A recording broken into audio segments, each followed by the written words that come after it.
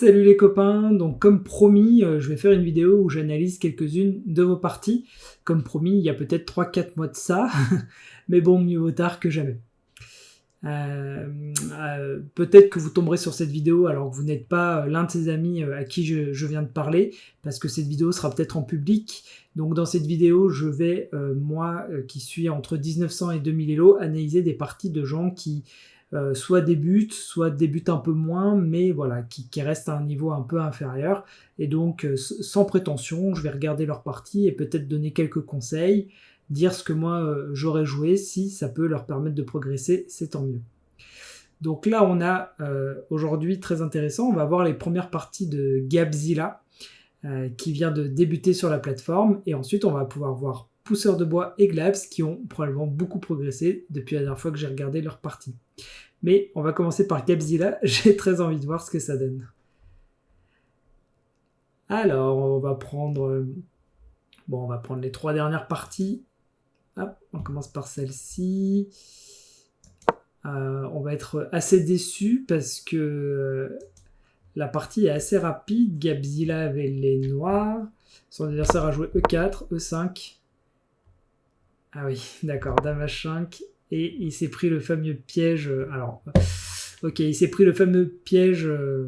C'est même pas le gambit du berger, c'est même pas l'attaque du berger, c'est une variante de l'attaque du berger. Ouais, donc forcément. Alors, on va tout de suite montrer à Gabzilla ce qu'il faut faire. Comment est-ce que j'inverse l'échiquier? Comme ça, tac. Donc, hop. Donc effectivement, il y a l'attaque du berger qui ressemble beaucoup à ça. Si jamais on fait ça. Là, tout de suite, on voit que les blancs attaquent avec 2 pièces, le pion F7 et menace échec et mat. Et donc souvent, on connaît l'attaque du berger et on sait à peu près comment l'apparaît. Par exemple, on peut juste faire cavalier F6 et la dame peut plus prendre le pion en F7. Il n'est plus qu'attaqué qu'une seule fois par le fou. Mais il y a une petite variante à l'attaque du berger qui est directement dame H5.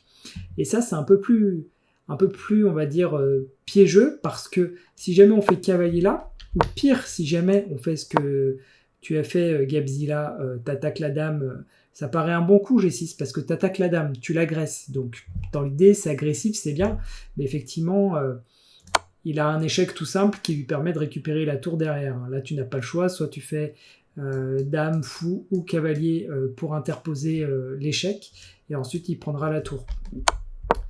De manière générale, pour éviter ce genre de déconvenus, à chaque fois que vous jouez un coup, réfléchissez juste à est-ce que votre adversaire a des échecs ou des prises qui vous embêtent. Là, si tu t'étais dit après ce coup, est-ce qu'il a ne serait-ce qu'une prise qui m'embête, tu aurais tout de suite vu qu'il pouvait faire dame prend E5. Donc, ok, c'est du blitz, du 3 minutes 3 plus 2, je pense.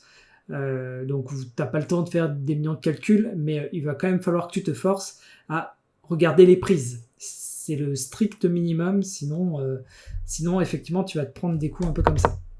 Allez, on va regarder une partie peut-être un peu plus intéressante. Donc, contre Raphaël 1030, c'est parti. Donc tu avais les noirs, tac, je vais tout de suite mettre l'échiquier d'analyse.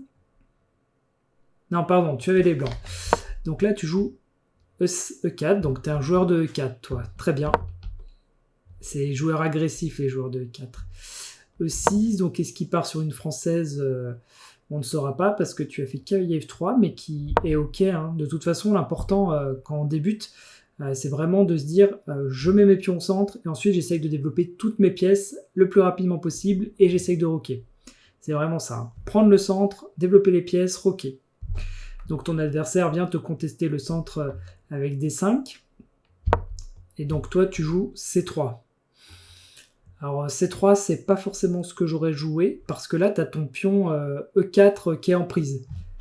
Comme je t'ai dit tout à l'heure, ce qu'il faudra vraiment que tu t'entraînes à faire, c'est à chaque fois que tu joues un coup, vérifier que ton adversaire n'a pas une prise embêtante. Là, sur C5, il l'a peut-être pas fait, mais il peut tout simplement te prendre là. Tu peux pas reprendre le pion directement, et en plus, ton cavalier est agressé, tu vas devoir rejouer ton cavalier une deuxième fois dans l'ouverture. Et un principe de base que vous pouvez retenir, c'est que quand vous devez jouer plusieurs fois une même pièce dans l'ouverture, c'est jamais bon signe. Normalement, on essaye de jouer chaque pièce une fois pour faire son développement le plus rapidement possible. Donc là, il aurait peut-être mieux valu soit de prendre, soit de protéger ton pion avec D3. Encore une fois, là, je rentre pas forcément dans la théorie des ouvertures, hein. Je propose juste des coups qui sont très simples. À mon avis, tu as fait C3, peut-être parce que tu voulais faire D4 derrière et que C3 consolide D4, je suppose. Donc ton adversaire est gentil, il te prend pas le pion, il fait cavalier E7. Donc il développe son cavalier. Moi, j'aime pas trop le fait qu'il développe son cavalier là, parce qu'il gêne son fou. Il peut plus sortir son fou, le cavalier le bloque. Et pareil, s'il avait voulu mettre sa dame sur, par exemple, la case F6, il peut plus non plus le faire. Pas terrible, cavalier là. Mais je pense que tu as perturbé ton adversaire parce que cavalier là, c'est un coup thématique dans certaines françaises. Mais toi, t'as pas du tout joué ce qu'il fallait pour entrer dans une française, donc tout d'un coup, c'est nettement moins pertinent. Cavalier E5. Alors, je vais te dire ce que je disais à Mathieu il y a quelques mois. Au début, au G-Check, il faudra toujours essayer de développer ses pièces avant d'aller attaquer. Là, c'est bien, c'est un coup agressif, tu mets ton cavalier au centre, tu menaces des petites choses, même si pour l'instant, tu peux pas prendre. Donc, t'as la mentalité agressive, donc ça, c'est cool. Par contre, ouais, si tu veux progresser, il faudra d'abord que tu commences par sortir tes pièces, parce que attaquer avec un seul cavalier, tu vas pas pouvoir faire grand-chose. Cavalier G6. Bon, donc son objectif était de mettre son cavalier en G6, pourquoi pas, même si je trouve que c'est un peu long de jouer 2 coups pour venir mettre le cavalier là. Ouais, F4. Donc toi, c'est vrai que tu en es vraiment au niveau où il faut que tu te forces à chaque fois que tu joues un coup à te dire qu'est-ce que peut jouer mon adversaire. Parce que là, effectivement, il va manger ton cavalier. Après, F4 n'est pas bête dans le sens où tu voulais probablement protéger ton cavalier en cas de prise. Donc il y avait de l'idée, mais il faut vraiment aller voir le coup d'après à chaque fois. Donc j'aime bien ta mentalité agressive, tu te laisses pas abattre. Maintenant, bon, malheureusement là, avec seulement 2 pièces, il a beaucoup de choses, beaucoup de pièces et de pions qui vont lui permettre de défendre. Donc là, il choisit de mettre son fou. Donc toi, tu fais des échanges.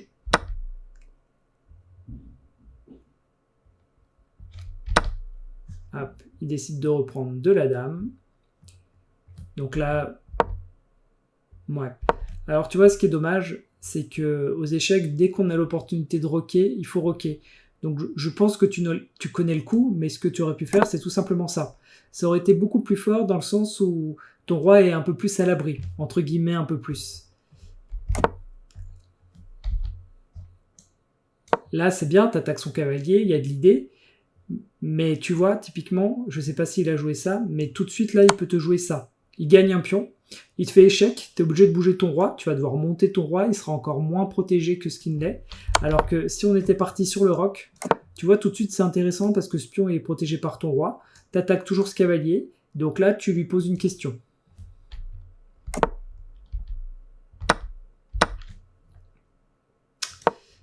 Donc là, ouais, pardon, donc tour F1, fou D6 pour protéger son cavalier, ok. Donc ton adversaire est gentil, hein, il t'a pas pris le pion en G2 comme moi je lui suggérais. Et donc là, pion prend D5. Alors, bon, pourquoi pas, ça faisait un moment que ton pion était en prise, donc dans l'idée, c'est pas mal de toi prendre pour éviter qu'il te prenne. Maintenant, voilà, ce que je t'ai dit tout à l'heure, hein, ce qui est triste, c'est que tu joues avec 1, 2, 3, 4 pièces de moins. Tu ne joues qu'avec une pièce. Ces 4 pièces-là que je viens de sélectionner en rouge, elles ne jouent pas. Donc c'est comme si tu avais pris ces 4 pièces et que tu les avais données à ton adversaire et que tu lui avais dit « Tiens, j'en ai pas besoin, moi je veux juste jouer avec mon roi et ma tour. » Donc un peu dommage. Parce que lui, de son côté, quand tu regardes, il a 3 pièces. Donc toi, tu es en train de jouer avec une pièce contre 3 pièces. C'est un peu comme ça qu'il faut essayer de voir les échecs. Donc G3, c'est bien, tu es agressif, tu cherches à l'embêter. Maintenant, bon, il a tellement de pièces là en attaque qu'il peut t'embêter de bien des manières. Donc il a fait ça, ce qui est pas mal ça, mais en réalité, par exemple, il avait un joli coup qui est ça. Là, il te fait échec, et tu peux pas emmener ton roi là, tu peux pas prendre son cavalier, donc tu es obligé de venir là. Et ensuite, il aurait pu faire un très beau coup, qui est par exemple un échec à la découverte de ce genre-là, où en fait tu es échec avec la dame, donc tu vas être obligé de bouger ton roi, et derrière, avec son cavalier, il va pouvoir te manger ta dame. Donc tu vois, ça va très vite. Parce que ton roi n'était pas à l'abri, il a été vraiment sous le feu des projecteurs des attaques de l'adversaire. Donc G3, bon, dans l'idée c'est bien, mais maintenant ton roi est vraiment trop fragile, ton adversaire a plein d'opportunités. Donc roi F2, ok, il prend en D5, D4, grand roc. Donc ton adversaire, tu vois, par rapport à toi, ton adversaire, il est super développé.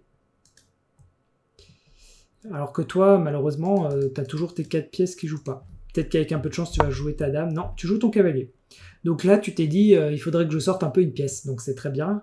Maintenant, ton cavalier là est peut-être pas idéalement placé. Il y a une expression aux échecs qui n'est pas toujours vraie, mais qui peut être pas mal quand on débute, c'est que cavalier au bord égale cavalier mort. En fait, ton cavalier au bord, il a peu d'activité. Si par exemple, plutôt que de l'avoir mis là-bas, tu l'aurais mis là, ça aurait été mieux. Tu vois ?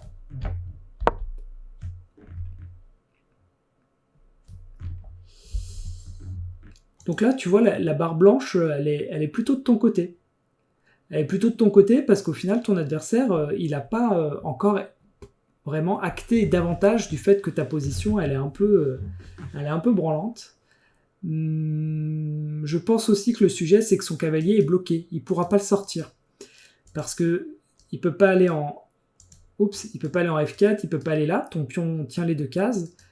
Et il peut pas aller là non plus parce que ton fou tient la case. Donc si tu arrives à attaquer son cavalier une fois de plus, par exemple avec ta tour, je pense que tu pourras le prendre le prochain tour. À mon avis, c'est le thème qui fait que t'es pas trop mal. Ou encore plus simple, peut-être dame là, qui menace l'échange de dames, et après son cavalier est bloqué. Donc tu vois, malgré le fait que ton adversaire est mieux développé, et qu'il a mis ton roi à mal, tu peux encore t'en sortir. Et c'est ce qui est magnifique aux échecs, c'est que même quand on est dans une position moins bien, grâce à des petites combinaisons tactiques, parce que là on est bien dans de la tactique, on peut renverser la tendance. Donc bon, cavalier là-bas qui n'est pas le meilleur coup, donc il enlève son roi. Et donc toi, tu as joué le magnifique coup de dame F3, qui était le coup que je montrais juste avant. Donc bien joué. Dame prend, roi prend, et tu as gagné son cavalier. Donc félicitations. Très, très belle combinaison. Donc là, il mange ton cavalier, mais c'est pas grave. J'espère que tu as repris. Ah non. Ok. Là, si tu reprenais son fou, c'était magnifique parce que son cavalier, il avait aucune case. Alors après, c'est un peu difficile à avoir à ton niveau. Mais toi, tu as préféré manger son cavalier tout de suite, ce qui est très bien. Mais du coup, il va pouvoir enlever son fou. Et c'est un peu dommage. Tu aurais pu gagner une pièce, tu n'as pas gagné de pièce. Maintenant, tu restes quand même pas trop mal parce que ton roi est maintenant à l'abri. Ta tour, elle joue. Ton fou, il suffit qu'il se développe et tes 2 tours vont être connectés. Et là, tout d'un coup, tu vas avoir une énorme activité. Sans parler que là, tu as un pion qui est en prise. Que tu as vu d'ailleurs, très bien. Donc, tu vois, des fois, tu es capable de voir les prises en un. Donc, c'est encourageant pour la suite. Donc, tu as pris le pion. Il fait G6 parce qu'il voulait protéger son pion. G6, bon, peut-être qu'à ton niveau, c'est un peu compliqué à comprendre, mais... Enfin, c'est pas compliqué à comprendre, mais c'est compliqué à voir dans la partie. Toi, ce qui est bien, c'est que tu as un fou de case noire. Donc toi, quand il met ses pions sur case blanche, t'es censé être content, parce que ton fou, il va pouvoir venir vraiment jouer autour de ses pions. Donc quand on a un fou de case noire, on est content que l'adversaire fasse des coups comme ça. D'ailleurs, t'en profites tout de suite, tu viens mettre ton fou là, et avec ses pions, il peut pas t'embêter pour l'instant, t'attaques cette tour. Donc pour l'instant, ça se passe bien. Tour D, E8. Donc il déplace sa tour, il a vu ta menace, ok. Tour à F1 et H6. Et H6, et par contre là tu as perdu, mais je sais pas pourquoi. À mon avis, tu as dû abandonner la partie parce que tu devais avoir un empêchement ou parce que ton boss est arrivé dans le bureau à ce moment-là. Je sais pas. Mais en tout cas, voilà, les quelques coups que j'ai vus étaient plutôt bien. T'as eu un peu de mal à te développer au début, mais t'as eu, je pense, un peu de chance avec cette histoire de cavalier qui s'est retrouvé enfermé, mais voilà, après, tout d'un coup, t'as réussi à mettre ta dame là, t'as réussi à sortir tes pièces, donc ouais, c'est plutôt bien, c'est plutôt bien. Allez, on en regarde une autre, donc Free Range Wheel. Bah, c'est le même, non? Ah non, c'est pas le même. Hop, donc cette fois-ci, tu as les blancs. Donc on va directement aller en analyse. Donc tu es joueur de E4, E5, et donc tu fais D4 qui est un gambit. Non, qui n'est pas un gambit, mais qui est juste l'ouverture écossaise. Donc cavalier D6, cavalier C6, qui est pas terrible parce que tout simplement, à mon avis, tu peux jouer D5 qui va lui demander qui va l'obliger à rejouer son cavalier. Et comme je l'ai dit, dans une ouverture, à moins voilà, de jouer des ouvertures très sophistiquées, c'est jamais très bon signe quand tu dois jouer 2 fois la même pièce. Donc toi, qu'as-tu fait? Cavalier F3, ce qui est un bon coup, hein. C'est pas parce que j'ai dit que tu aurais pu jouer D5 qu'il fallait absolument le jouer. Cavalier F3, j'aime beaucoup parce que tu sors une pièce qui regarde le centre, qui vient menacer ce pion, hein, qui est attaqué 2 fois maintenant, et qui protège celui-là si jamais lui il a envie de prendre, parce que là il l'attaque 2 fois, mais toi tu le protèges 2 fois avec ton cavalier et ta dame. Donc pour l'instant, ce sont des coups sains de développement. D6 qui vient protéger son pion, ok, donc ça aussi c'est très correct. Fou C4, c'est parfait, c'est très correct. Tu sors ton fou, tu menaces la petite case F7, hein, ça peut aller vite, hein, un petit cavalier G5, et tu aurais déjà 2 pièces qui attaquent G7, donc moi j'aime bien cette ouverture, je la trouve assez active. Fou E6. Fou E6 est une erreur. Pourquoi? Parce que si tu pushes ton pion, tac, tu fais une fourchette, tu attaques les 2 pièces. T'attaques les 2 pièges. Peut-être qu'il peut faire ça, par contre, ça attaque ton fou. Mais non, parce que... Attends. Ça attaque ton fou. Tac, tac. Ah, c'est joli. Bon, c'est un peu dur à voir. Mais si jamais il te prend... Enfin, si jamais il fait ça, tu peux quand même prendre. Et s'il te prend, tu peux prendre là. Donc là, tu attaques le roi, le cavalier, donc il vaut mieux qu'il reprenne le pion avec le roi. Et là, je crois que tu as le magnifique dame D5 qui, si jamais il remet son roi là par exemple, reprend le cavalier, tu as un cavalier de plus. Donc voilà, mais c'est vrai que là, il faudra ton cerveau, à force de jouer, le verra vite, mais quand il y a 2 pièces comme ça et 2 pions comme ça, ben souvent on peut faire la fourchette et très souvent ça fonctionne. Toi, tu as joué B3 parce que tu voulais protéger ton fou. Bon, ce que je peux comprendre, hein, c'est pas... En soi, les bons joueurs protègent pas leur fou en faisant B3, mais en tout cas, je comprends l'idée que tu te fais attaquer, tu te protèges, c'est pas un mauvais coup. Hein. Fou prend C4, B prend C4, cavalier F6. Donc cavalier F6, attention, qui attaque tout simplement ton pion E4. Donc toi tu fais cavalier C3 qui protège le pion E4, donc c'est pas mal, c'est bien. Là pour le coup, contrairement à la partie qu'on a regardée juste avant, tu développes tes pièces de manière saine et tu te bats pour le centre, donc c'est sympa. E prend D4, cavalier prend D4, c'est bien. Cavalier prend D4, dame prend D4. Et fou E7. Donc ton adversaire développe sa dernière pièce mineure qui n'est pas développée et il vise probablement le roc. En ce qui te concerne, toi, tu vas pouvoir roquer également. Il te reste qu'un fou à développer. Et tu as une très très belle activité. Ta dame est au centre. Elle maîtrise plein de cases. Ton cavalier va pouvoir venir sauter en D5 et être embêtant. Pour l'instant, très bonne partie. Des coups très logiques qui auraient pu être joués par des joueurs avec un elo bien supérieur. Fou à 3. Bon, fou à 3, je suis pas très fan parce qu'en fait, tu vas attaquer un pion. Moi, j'aurais préféré voir le fou peut-être venir en G5. À mon avis, il aurait été un peu plus dans l'action là-bas. Mais au moins, tu l'as développé, donc c'est mieux que de ne pas l'avoir bougé. Dame D7. Ah, donc ton adversaire, il va peut-être vouloir faire grand roc. En soi, grand roc, c'est pas forcément quelque chose qui va nous déranger parce qu'on a une colonne qui est ouverte déjà. Donc toi, tu vas pouvoir mettre une tour sur son grand roc. Il serait beaucoup plus sécure à faire petit roc.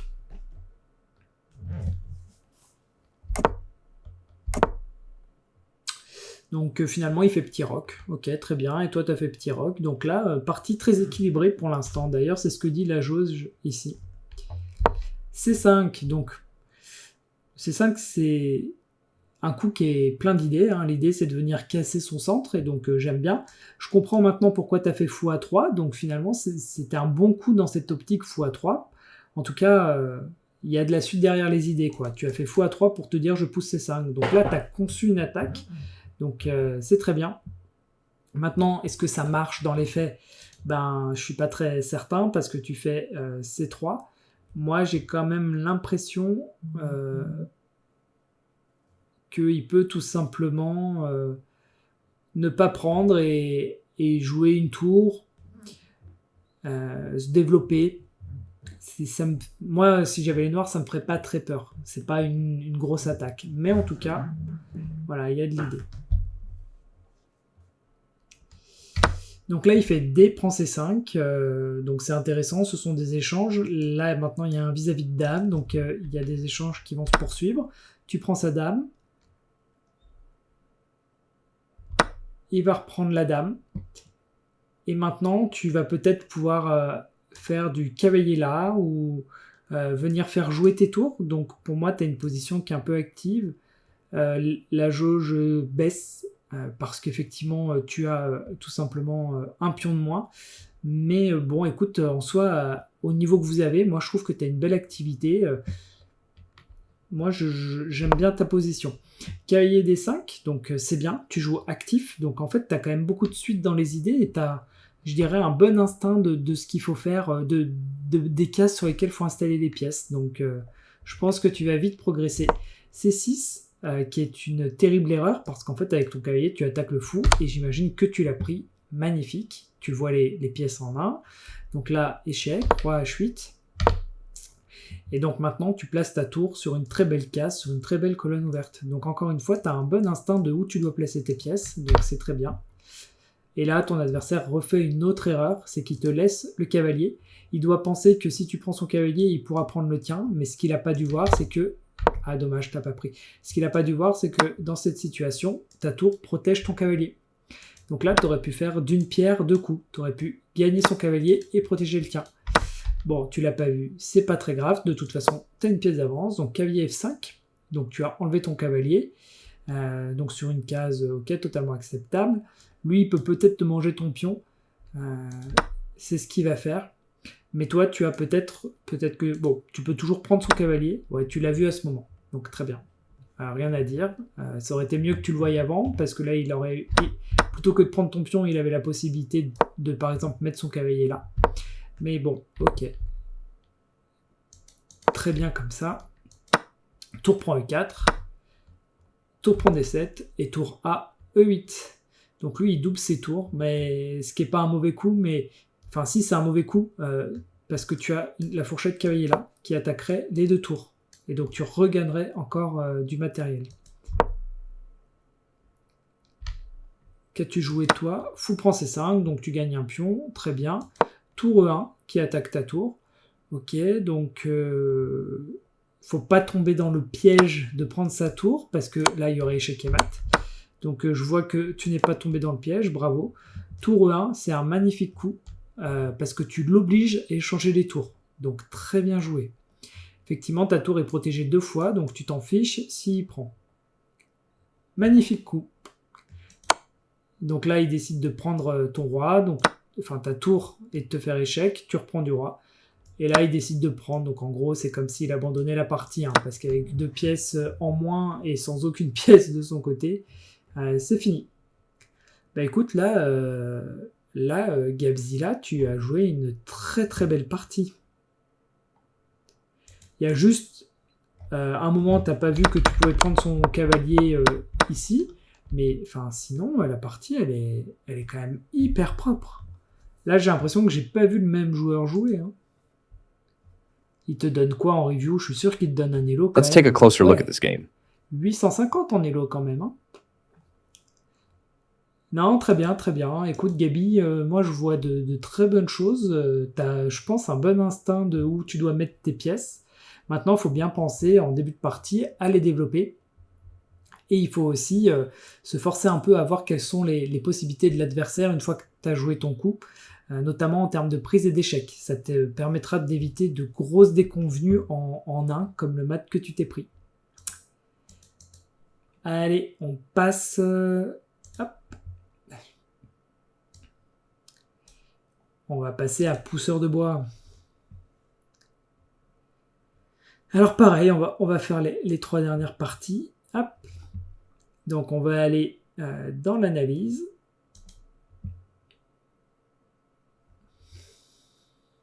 Ah ben voilà, ça va me permettre d'analyser une partie supplémentaire de Gabzilla. Je vais tourner l'échiquier, on va quand même se mettre position pousseur de bois. Donc un match au sommet là. Donc Gabzilla, comme on le sait, joueur de E5, pousseur de bois qui voilà, qui se protège, alors qui fait E5 et qui devant D4 protège avec F6, qui n'est pas forcément un très bon coup. Pourquoi ? Parce que lorsqu'on joue F6 très tôt dans la partie, on se met un peu à découvert sur cette diagonale-là. Et ça peut parfois créer des déconvenues. Notamment là, je pense qu'il y a une déconvenue qui est très rapide, prise et dame échec. Et on se retrouve dans ce que s'est pris Gabzilla tout à l'heure, hein, où au final, on peut pas trop défendre. Soit tu montes le roi, soit tu pousses et tu te fais prendre. Donc attention quand même dans les ouvertures, le pion F est un pion à ne pas jouer au tout début parce qu'on peut se prendre des petites combinaisons pas très cool avec la dame qui vient ici. Cavalier C3. Cavalier C3 est un bon coup, hein, un coup de développement, donc pas de sujet, hein, c'est pas forcément évident de voir ce que je viens de dire, il faut un peu d'expérience. Donc fou B4, c'est un bon coup, hein, tu développes une pièce. Hop, cavalier F3, cavalier C6. Donc là, j'aime bien ce que je vois, vous développez vos pièces, ça va donner une belle partie, je pense. Fou D2, on développe les pièces. Et là, effectivement, fou D2 n'est pas un très beau coup. En réalité, ce qu'il fallait voir, c'est que ce pion-là est attaqué 2 fois. Et il est pour l'instant protégé 2 fois. Donc c'est ok. Mais par contre, en mettant fou D2, même si à la base ça part d'une bonne intention parce que tu protèges, enfin parce que tu sors une pièce et qu'en plus tu protèges ton cavalier, là ce pion se retrouve plus protégé. Enfin, il se retrouve protégé qu'une seule fois et attaqué 2 fois. Donc ça aussi, il faut vraiment s'entraîner à calculer le nombre de fois où on défend, le nombre de fois où on est attaqué. Donc là, effectivement, bon coup de la part de pousseur de bois qui a un œil de lynx et qui se laisse pas déconcentrer dans la partie. Cavalier D5 qui attaque ce fou 2 fois, alors qu'il n'est protégé qu'une fois. Donc attention, Gabzilla, il faut... attention, pousseur de bois, il faut réagir. Et pousseur de bois, il n'a pas réagi comme il faut. Il a laissé le fou en prise, on va dire. Donc je sais que pousseur de bois est totalement capable de voir ce genre de coup, donc il faut rester concentré, même contre les adversaires un peu moins expérimentés que nous, hein, parce que le risque, c'est qu'on perde des points Elo bêtement, et ça peut entraver la progression. Donc C3. Donc malheureusement Gabzilla n'a pas vu qu'il pouvait prendre ce fou. Donc juste j'en profite pour Gabzilla. Hein. Il faut vraiment envisager les prises. Il faut vraiment regarder ce que ça donne. Hein. Donc C3, l'idée c'est d'attaquer ce fou. Le problème c'est qu'il y a déjà ce pion qui est là qui va pouvoir reprendre C3.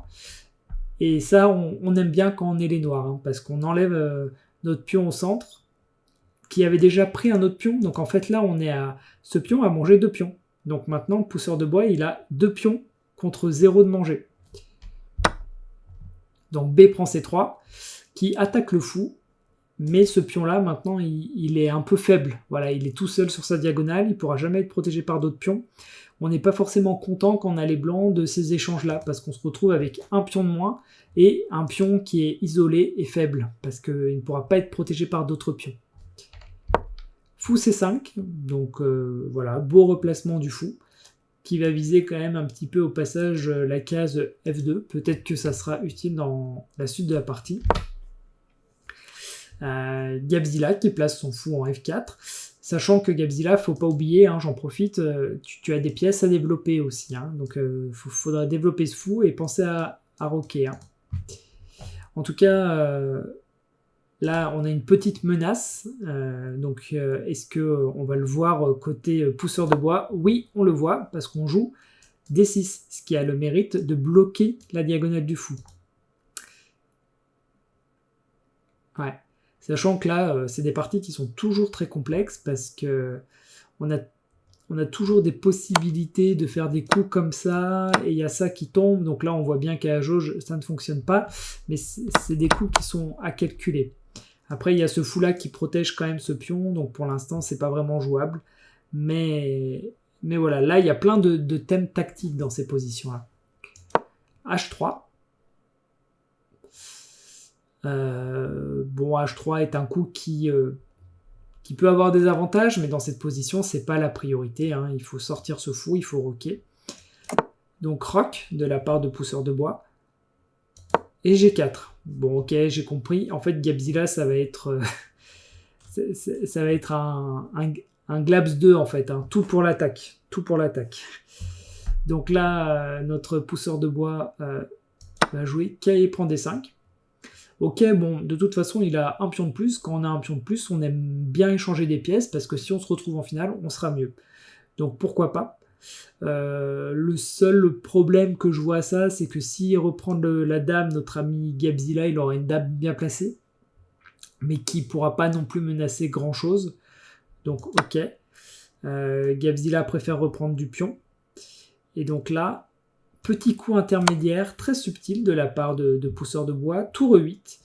Donc, bonne idée, ça permet de mettre une tour au centre, tout en gagnant un coup, parce que là, de toute façon, il va devoir utiliser un coup pour soit protéger son roi, soit déplacer son roi. Donc Gabzilla met son roi en D2, c'est assez original. On aurait plutôt préféré, par exemple, interposer le fou, pour pouvoir rocker derrière. Parce qu'une fois que le roi a bougé, il ne peut plus rocker. Et en plus, en D2, il est quand même hyper exposé. Est-ce que notre ami pousseur de bois va réussir à en profiter? On va rapidement le savoir. Cavalier E5, donc, qui est un très bon coup parce que, je le rappelle, le cavalier était attaqué. En E5, il est en plus hyper actif, même si Gabzilla va probablement en profiter pour faire des échanges. Ok, donc là, tour H2 pour protéger le pion F2. Donc je comprends l'idée, sauf que tour H2 est quand même pas un très beau coup. La tour, elle est vraiment pas active là-bas. Encore une fois, on aurait aimé développer le fou. Je pense qu'une meilleure protection pour le pion F2 aurait été soit fou G3, soit à la limite fou E3, pour provoquer un peu des échanges et faire diminuer la pression. Mais ok, je comprends tour H2. Tour H2, C6. C6 qui va permettre peut-être à la dame de sortir. Donc c'est un coup qui est plein d'idées. D'un côté, on va probablement casser ce qui reste de centre noir. Et en même temps, ça laisse une belle caisse pour la dame. Donc très beau coup de développement, C6. D prend C6, B prend C6. Et là, nous avons un cavalier D4. Cavalier D4 qui est un coup qui va plutôt arranger les noirs effectivement normalement, mais de toute façon je vois que c'est ce qui va être joué. Effectivement, très joli, fou D4, C prend D4 et maintenant on va pouvoir venir avec la dame, et c'est ce que fait pousseur de bois qui maintenant sait être chirurgical dans ses attaques. Donc bravo pousseur de bois, tu joues les bons coups. Roi E2, donc le roi qui vraiment se balade au centre, on sent qu'il n'est pas serein du tout. Roi E2 est un peu suicidaire d'ailleurs, hein, parce que on a encore plein de moyens d'attaquer le roi. On peut faire fou là, mais surtout on va pouvoir faire une attaque à la découverte en enlevant le cavalier. Donc là la position elle est juste, on adore avoir ce genre de position quand on a les noirs. Donc là il s'est dit qu'il allait peut-être aller choper la tour, donc le roi doit bouger en D3 et effectivement il mange la tour, et là la position elle est totalement gagnante. D'ailleurs Gabzilla est totalement sonné, plutôt que de reprendre le cavalier, il décide de faire fou G2, qui n'est pas un très bon coup, mais en même temps quand on est dans ce genre de position on perd un peu la lucidité. Fou A6 qui fait échec, roi C2, tour E2. J'aime beaucoup comment pousseur de bois finit la partie, il emmène vraiment toutes ses pièces sur l'échiquier. Fou D2, et la dame qui vient en A4, le roi qui vient en C3, et dame C4, qui laisse une dernière case au roi. Tour B8, il ramène Sa dernière pièce. J'aime beaucoup comment tu mènes l'attaque pousseur de bois, parce que même si, bon, effectivement, tu es totalement gagnant et on sait que tu vas gagner, je trouve que tu le fais avec la manière, quoi. Tu sais, ce qui pourrait être tentant pour un joueur qui manque un peu d'expérience, c'est d'essayer de mater avec ces 2 pièces avec lesquelles il attaque. Mais non, toi, tu as la lucidité de te dire, bah, je ramène toutes mes pièces. Et donc ça signe que tu as compris quelque chose. Roi A3, Dame D3, Dame B3, et là, la tour prend, et ça devient de plus en plus, on va dire, gagné. Pas grand chose à faire, je regarde, mais effectivement, la partie, elle est terminée. Bon, bah, très bien joué, pousseur de bois.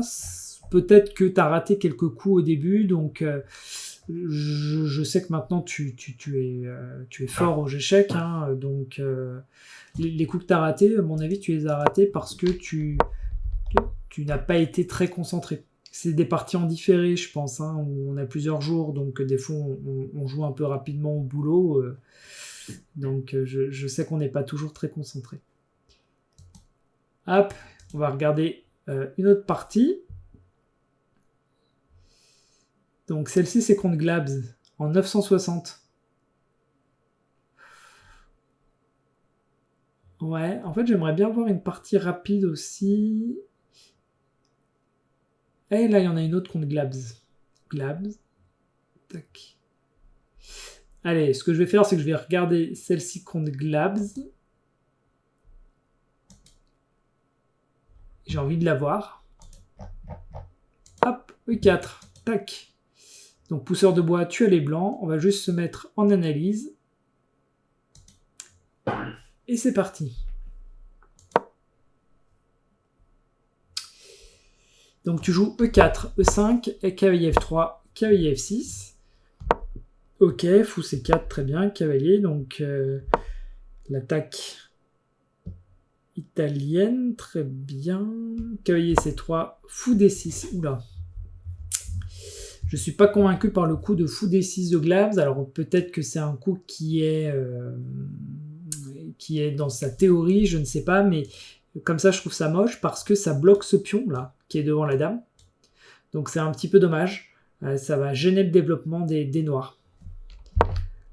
Et donc toi, tu attaques avec ton cavalier G5, donc thématique dans ces positions, c'est très bien. Tu attaques ça 2 fois, ce qui va obliger une réaction des noirs. Donc le roc est une très bonne réponse, hein, parce que maintenant tu ne peux plus prendre ce pion. Et toi aussi, tu dois penser à ton développement, ce que tu fais en roquant. Donc pour l'instant, la partie elle est très propre des deux côtés, même si j'ai peut-être pas été fan de ce fou D6, on peut pas dire que c'est une terrible erreur. Qui plus est à votre niveau. H6 qui attaque le cavalier, qui le repousse. Donc très bien. Donc le bon coup aurait été de revenir en arrière, je pense. Mais magnifique coup de la part... Enfin, magnifique coup qui ne fonctionne peut-être pas, mais qui est courageux et qui a le mérite de mettre un peu de dynamisme dans la partie. Fou prend F7. Tour prend F7. Cavalier prend F7, roi prend F7. Et là, les blancs ont donné les blancs ont donné 2 pièces pour un pion et une tour.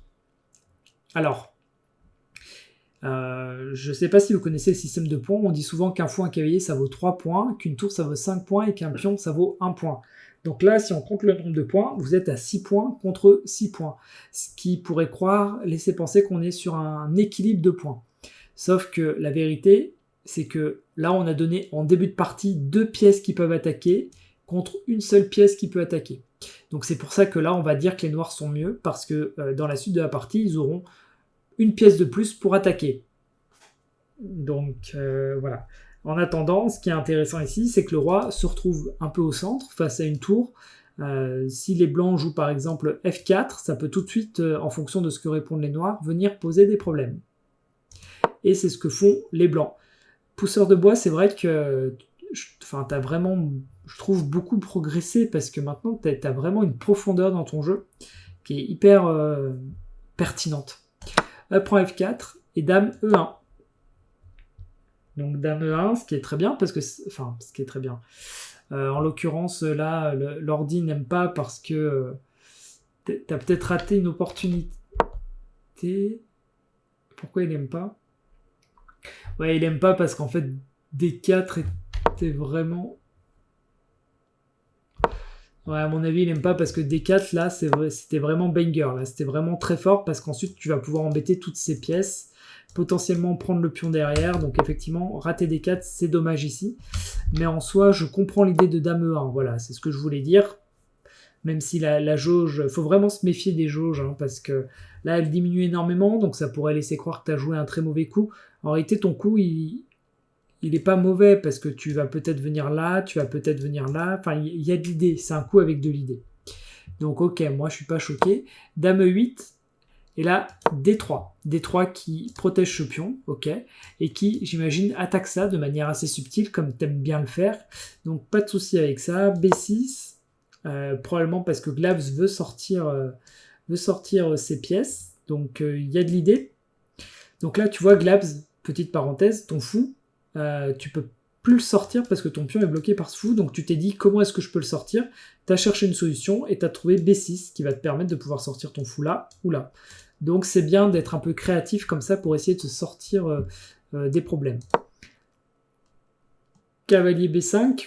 Bon, qui vient titiller ce fou-là, j'imagine. Donc, pourquoi pas. Même si, encore une fois, dans cette position, tu aurais pu prendre le pion, tout simplement.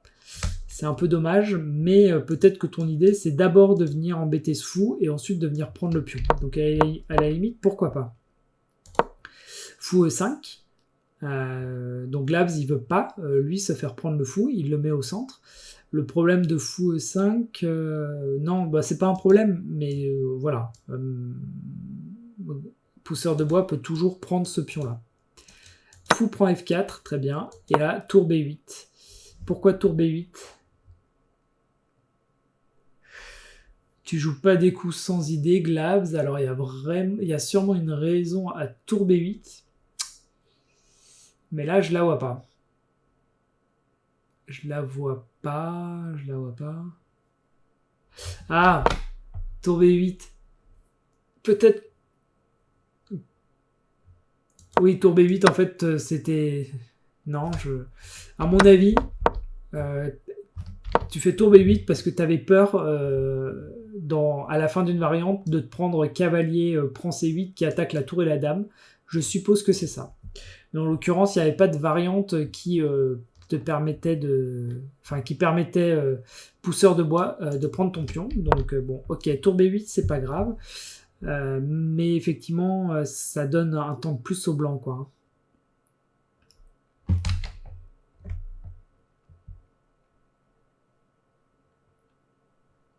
Ouais, en fait, les blancs vont pouvoir quand même prendre cavalier C7 parce que même si tu reprends du fou, ils vont reprendre du fou, ils auront gagné un deuxième pion. Ok, donc là, il prend, il échange, donc je comprends le coup, c'était pas forcément facile à voir, hein, cavalier prend C7, donc là, non, dame prend E5. Ok, dame prend E5 qui permet d'activer la dame, qui attaque ce petit cavalier au passage, même si ce cavalier va pouvoir revenir, mais je comprends, j'aime bien dame D5, ça donne de l'activité à la dame, les noirs reviennent un peu dans la partie. A4 pour protéger le cavalier. Je comprends pas trop cette obstination à laisser ce cavalier en B5. Je pense que ce qui aurait pu être pertinent, c'est de le ramener pour peut-être revenir en D5 sur des cases peut-être un peu plus... soit un peu plus pertinentes, soit le ramener pour le ramener comme ça sur l'aile roi, là où il y a le roi à attaquer. Ce cavalier-là, pour l'instant, il est cloué, hein, donc il peut pas se déplacer. Donc il faut essayer d'en profiter. À 5, tu t'obstines à rester là, mais pour l'instant, ce pion est protégé, ce cavalier fait pas grand-chose. Dame B2, donc qui prend un pion, mais c'est un peu téméraire. En tout cas, ça lâche ce pion-là, le pion C7, donc ça, c'est un petit peu dommage. Et puis, la dame ici s'éloigne un peu de son roi. C4. Donc là, tu pousses tes pions, je pense, plus par principe, hein, il faut avancer ses pions, parce que le but, c'est qu'à la fin, c'est de faire une dame. Ce qui est dommage, c'est que on profite pas là du fait que le roi est au centre, et que ce cavalier est cloué, qu'on a un pion là qui peut peut-être en un coup, si c'est bien préparé, venir embêter. Là, on voit plus d'évolution dans cette attaque qui est sur l'aile roi. Ce qui est dommage parce que quand tu avais joué F4, quand tu avais fait ton sacrifice, tout ça c'était dans le but de mener ton attaque. Et là, on a l'impression que tu l'abandonnes un petit peu pour améliorer un peu ta position. Bon. Donc là, Glabs joue finalement D6. Probablement pour sortir son fou. Finalement, ici.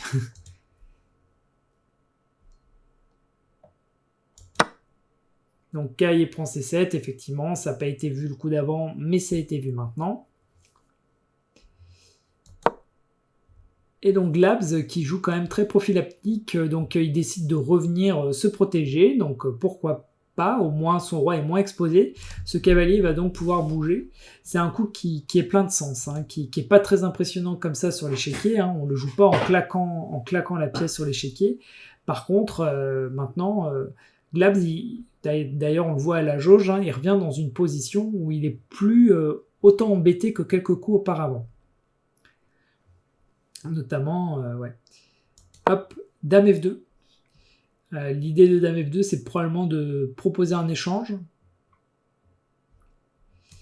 Donc Dame D4, qui n'échange pas, mais qui propose toujours un échange. Mais peut-être que les noirs préfèrent, parce que si on a un échange là, on serait dans une meilleure position, parce que ça permettrait de mettre le cavalier au centre.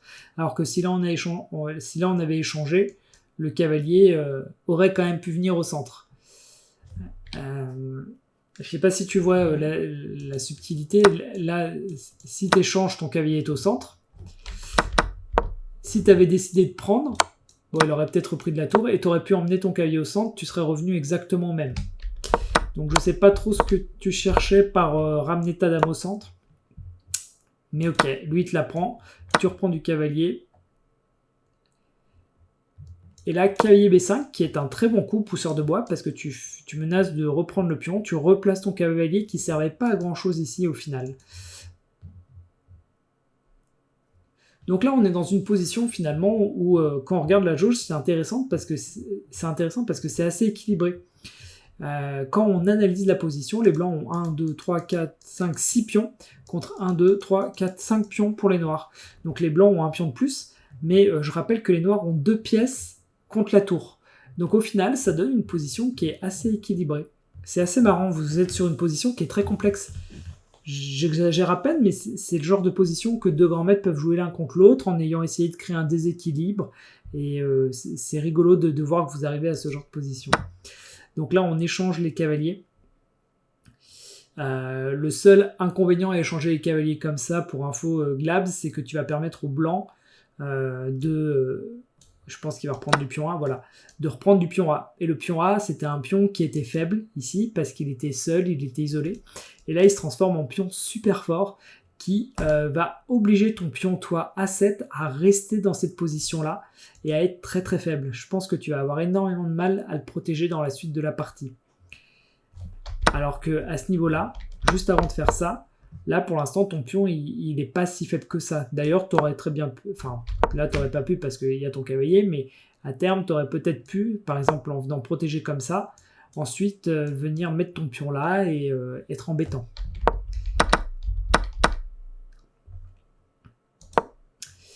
Tour B7... Tour B7 pour protéger, donc je comprends, hein, donc c'est pas mal. H3 est un bon coup parce que ça empêche cavalier de venir en G4 ou le fou de venir en G4. Donc je sais pas si c'est pour ça que tu as joué H3, mais voilà, c'est pas mauvais en soi. Tour F7. Alors tour F7, pourquoi pas? C'est vrai que c'est des positions qui sont assez difficiles à jouer. Même moi, je ne saurais pas forcément quoi jouer avec les noirs. À mon avis, j'essaierais peut-être de repositionner ce cavalier. Peut-être de le venir là pour venir là. Ici, j'attaquerais potentiellement ce pion. J'essaierais d'être embêtant. Mais c'est vrai que c'est pas facile à jouer. Donc tour F7, très bien. Tour AE1, qui est un bon coup parce que ça se met derrière un pion qu'on va peut-être pouvoir pousser. Fou B7, donc là, bravo Glabs. Ah oui, je comprends mieux. Ouais, ok. Glabs, il a toujours de la suite dans les idées également. Donc tour F7, le but c'était de laisser la case libre pour le fou. Donc c'est un très bon coup, bien joué. E5 de la part des blancs, donc là, pousseur de bois, il est encore dans une attaque chirurgicale où je place bien mes pièces, et une fois que mes pièces sont bien placées, je pousse mes pions, je menace des choses. Donc là, je reconnais bien le style de jeu de pousseur de bois. D prend, tour prend, et là, roi H7, qui n'était pas obligatoire. Roi H7, il y avait peut-être un peu mieux à faire. Le problème de roi H7, c'est que c'est assez passif au final. Hein. Et en plus, ton roi ici avait le mérite de protéger la tour. Ce qui fait que si jamais tu avais envie d'essayer de recycler ton cavalier là, par exemple, peut-être ça. Alors là, en l'occurrence, ça marche pas du tout parce que y avait ça. Mais ouais. Bon, j'ai peut-être. Ouais, là, l'ordi propose tour D7. Je pense que, en fait, ce qui moi m'a choqué et ce qui choque l'ordi aussi, c'est que quand tu enlèves ton roi là, tu crées une position où ton cavalier est cloué. Tu te crées des problèmes. Et là, ce que propose l'ordi, c'est tour D7. Je pense tout simplement pour peut-être, tu as raison, mettre ton roi là au prochain coup, mais au moins ton cavalier ne sera plus cloué. Donc roi H7, tu l'as fait. Donc tour FE1. Donc là, plus de problème du clouage, on enlève la tour. Donc c'est pas forcément un mauvais coup de pousseur de bois. Au contraire, pousseur de bois, je pense qu'il sait qu'il doit essayer de doubler ses tours pour être un peu plus menaçant. Et à mon avis, pousseur de bois, il veut venir en 7ème. En 7ème, il va venir en 7ème. Et si jamais vous échangez une fois chacun, il va se retrouver avec une tour en 7ème qui va attaquer ce fou, qui va visser ce pion. Si ce fou se pousse, il y aura ce pion, le fameux pion A7 qui est très faible derrière. Donc c'est très bien joué de la part de pousseur de bois qui commence vraiment à prendre la position en main. Donc tu as vu la menace de pousseur de bois Glabs, et c'est ça que j'aime bien chez vous, c'est que maintenant vous commencez vraiment à être capable de calculer et de voir les menaces l'un de l'autre. Donc cavalier G8 est un très beau coup de défense en fait, parce qu'il vient maintenant tenir cette case. Pousseur de bois ne peut plus venir mettre sa tour en E7. Et pousseur de bois qui a le très bon réflexe. En gros, là, il a mis Glabs dans une position où il te dit « tu te recroquevilles chez toi, tu peux plus bouger, donc moi, je vais avancer mes pions tranquillement ». Et donc, c'est vraiment ça qu'il faut faire quand on domine la position. Plutôt qu'essayer à tout prix de la faire exploser, il faut juste jouer tranquillement des coups qui améliorent la position. Et là, pousseur de bois, il est très à l'aise dans ce style-là, il améliore la position. Fou C8, très bien, donc... Glabs essaye de replacer ses pièces parce qu'il sent bien qu'il a des difficultés. À noter que peut-être, là, ce qui aurait pu être intéressant, Glabs, tu as un pion qui est très faible ici, hein, comme tu le sais. Ce qui aurait été intéressant, quand on a un pion qui est très faible, il faut surveiller l'opportunité de se débarrasser de ce pion. Et là, tu aurais peut-être pu faire ça, en proposant l'échange avec le pion B. Et tu aurais plus un pion très faible. Bon, après, voilà, c'est des concepts un peu avancés, mais... Maintenant, je pense que vous avez le niveau pour voir ce genre de coup. Donc C5, C5 très embêtant. B prend C5, pas très embêtant, mais qui force l'échange et qui, malheureusement pour Glabs et heureusement pour pousseur de bois, va permettre de continuer l'avancée impériale des pions. Donc fou F5, le problème de fou F5, c'est que probablement que je peux te le clouer. Il y a la tour derrière. Donc ça devient un peu difficile. Là, ça devient difficile. En fait, le seul coup, c'est roi là, mais il est pas beau ce coup. Hein. Donc, je sais pas ce qu'a joué pousseur de bois. Pousseur de bois a vu la menace, a vu le clouage, donc magnifique. Et voilà. Et là, Glabs a fait une faute. Il a préféré mettre G6.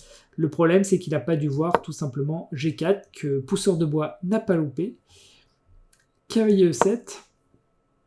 Enfin, G4, voilà, G4 qui menace le fou. Et si on enlève le fou, la tour est en prise derrière. Hein. On pourrait se dire, ah bah c'est pas grave, je viens mettre le fou là, il protège la tour. Mais là, tout simplement, tour prend. Et si jamais tour prend là, le roi peut reprendre. Et on se retrouve avec une tour contre un cavalier, ce qui est totalement bénéfique au blanc. Donc là, on a G4 qui donc attaque ce fou. Glabs qui est un battant et qui n'abandonne pas, protège son fou, même si il avait clairement vu à ce moment de la partie qu'il allait le perdre. Pousseur de bois qui joue un coup. Pousseur de bois, il se dit ok, la position là elle est complètement bloquée, j'ai mon temps, je suis pas obligé de prendre, je peux juste pousser mes pions là. Donc c'est assez sadique, et en même temps c'est assez ingénieux dans le sens où effectivement la position elle est bloquée, les noirs ils peuvent que regarder ce qui se passe. Donc cavalier là qui attaque la tour, tour D5, et là fou E6. Donc quand même Glabs il explique à Pousseur de bois qu'il a réussi à se détricoter son jeu de pièces. Le problème c'est que ce pion là il est tellement avancé qu'il n'y a plus rien à faire, la position est perdue, tac tac, et Pousseur de bois qui est impérial et qui ne laisse passer aucune subtilité tactique, donc là il met tour D7 et il vient de bloquer le fou. Le fou est donc maintenant cloué, donc roi G7 pour essayer donc de protéger son fou. Le problème c'est que là maintenant il y a plein de façons de gagner, hein. On peut tout simplement prendre ce pion, on peut même je pense venir mettre la tour là, on peut même reprendre de la tour probablement, enfin on peut faire plein de choses. Et donc ce qui a été choisi ici par Pousseur de bois, c'est d'attaquer le cavalier tranquillement, donc cavalier D4, et ensuite on finit la partie en prenant le pion menaçant de faire une dame. Petite tentative de faire échec de Glabs, mais ça donne pas grand chose. Cavalier revient en E5, on a une dame de plus, échec, et je pense que là on peut dérouler les coups, la partie est bientôt terminée. Abandon de Glabs. Partie impressionnante de Pousseur de bois. Donc là, ce sont des parties en différé, donc on a quand même le temps de se poser et de réfléchir. Et je pense que c'est ce qu'a fait Pousseur de bois parce qu'il a vraiment été pertinent sur chacune des tactiques. Et ça, c'est vrai que c'est un message que je voudrais faire passer à mes copains, c'est que c'est bien de jouer des parties 3+2, mais aux échecs, quand on veut vraiment progresser, il faut se forcer à jouer des parties en prenant beaucoup plus de temps de réflexion. Et je pense que ça, Pousseur de bois l'a compris parce qu'il joue beaucoup de parties en différé. Et même contre moi, il a joué de très belles parties où il a même réussi à gagner, je crois, ou à faire match nul, parce que je pense qu'il prend ce temps de réflexion, et là, on l'a clairement vu, il a vu quasiment toutes les combinaisons tactiques, quoi. Et en plus, il a joué avec de la profondeur, notamment, là, je repense en début de partie, là, se dire... Là, le sacrifice, il est faux, c'est-à-dire que, enfin, le sacrifice, l'échange de qualité, il est faux, les noirs sont mieux après. Mais faire ça en ayant en tête que derrière, on va faire F4 et qu'on va avoir une position, on a une tour derrière le roi, etc., ça, c'est de la profondeur. Et donc ça, c'est intéressant d'avoir cette vision-là, en fait, aux échecs. Donc très belle partie de Pousseur de bois. Glabs qui s'est bien défendu, quand même. Il a réussi à sortir de cette position qui est pas si facile, hein. Quand on a une position où on subit de la pression, il faut quand même, entre guillemets, serrer les fesses. Et il a su serrer les fesses et revenir dans une position qui était égale. On l'a vu, la jauge était revenue au centre. Mais Pousseur de bois a été hyper précis et il a bien joué. Mais Glabs ne démérite pas dans cette partie.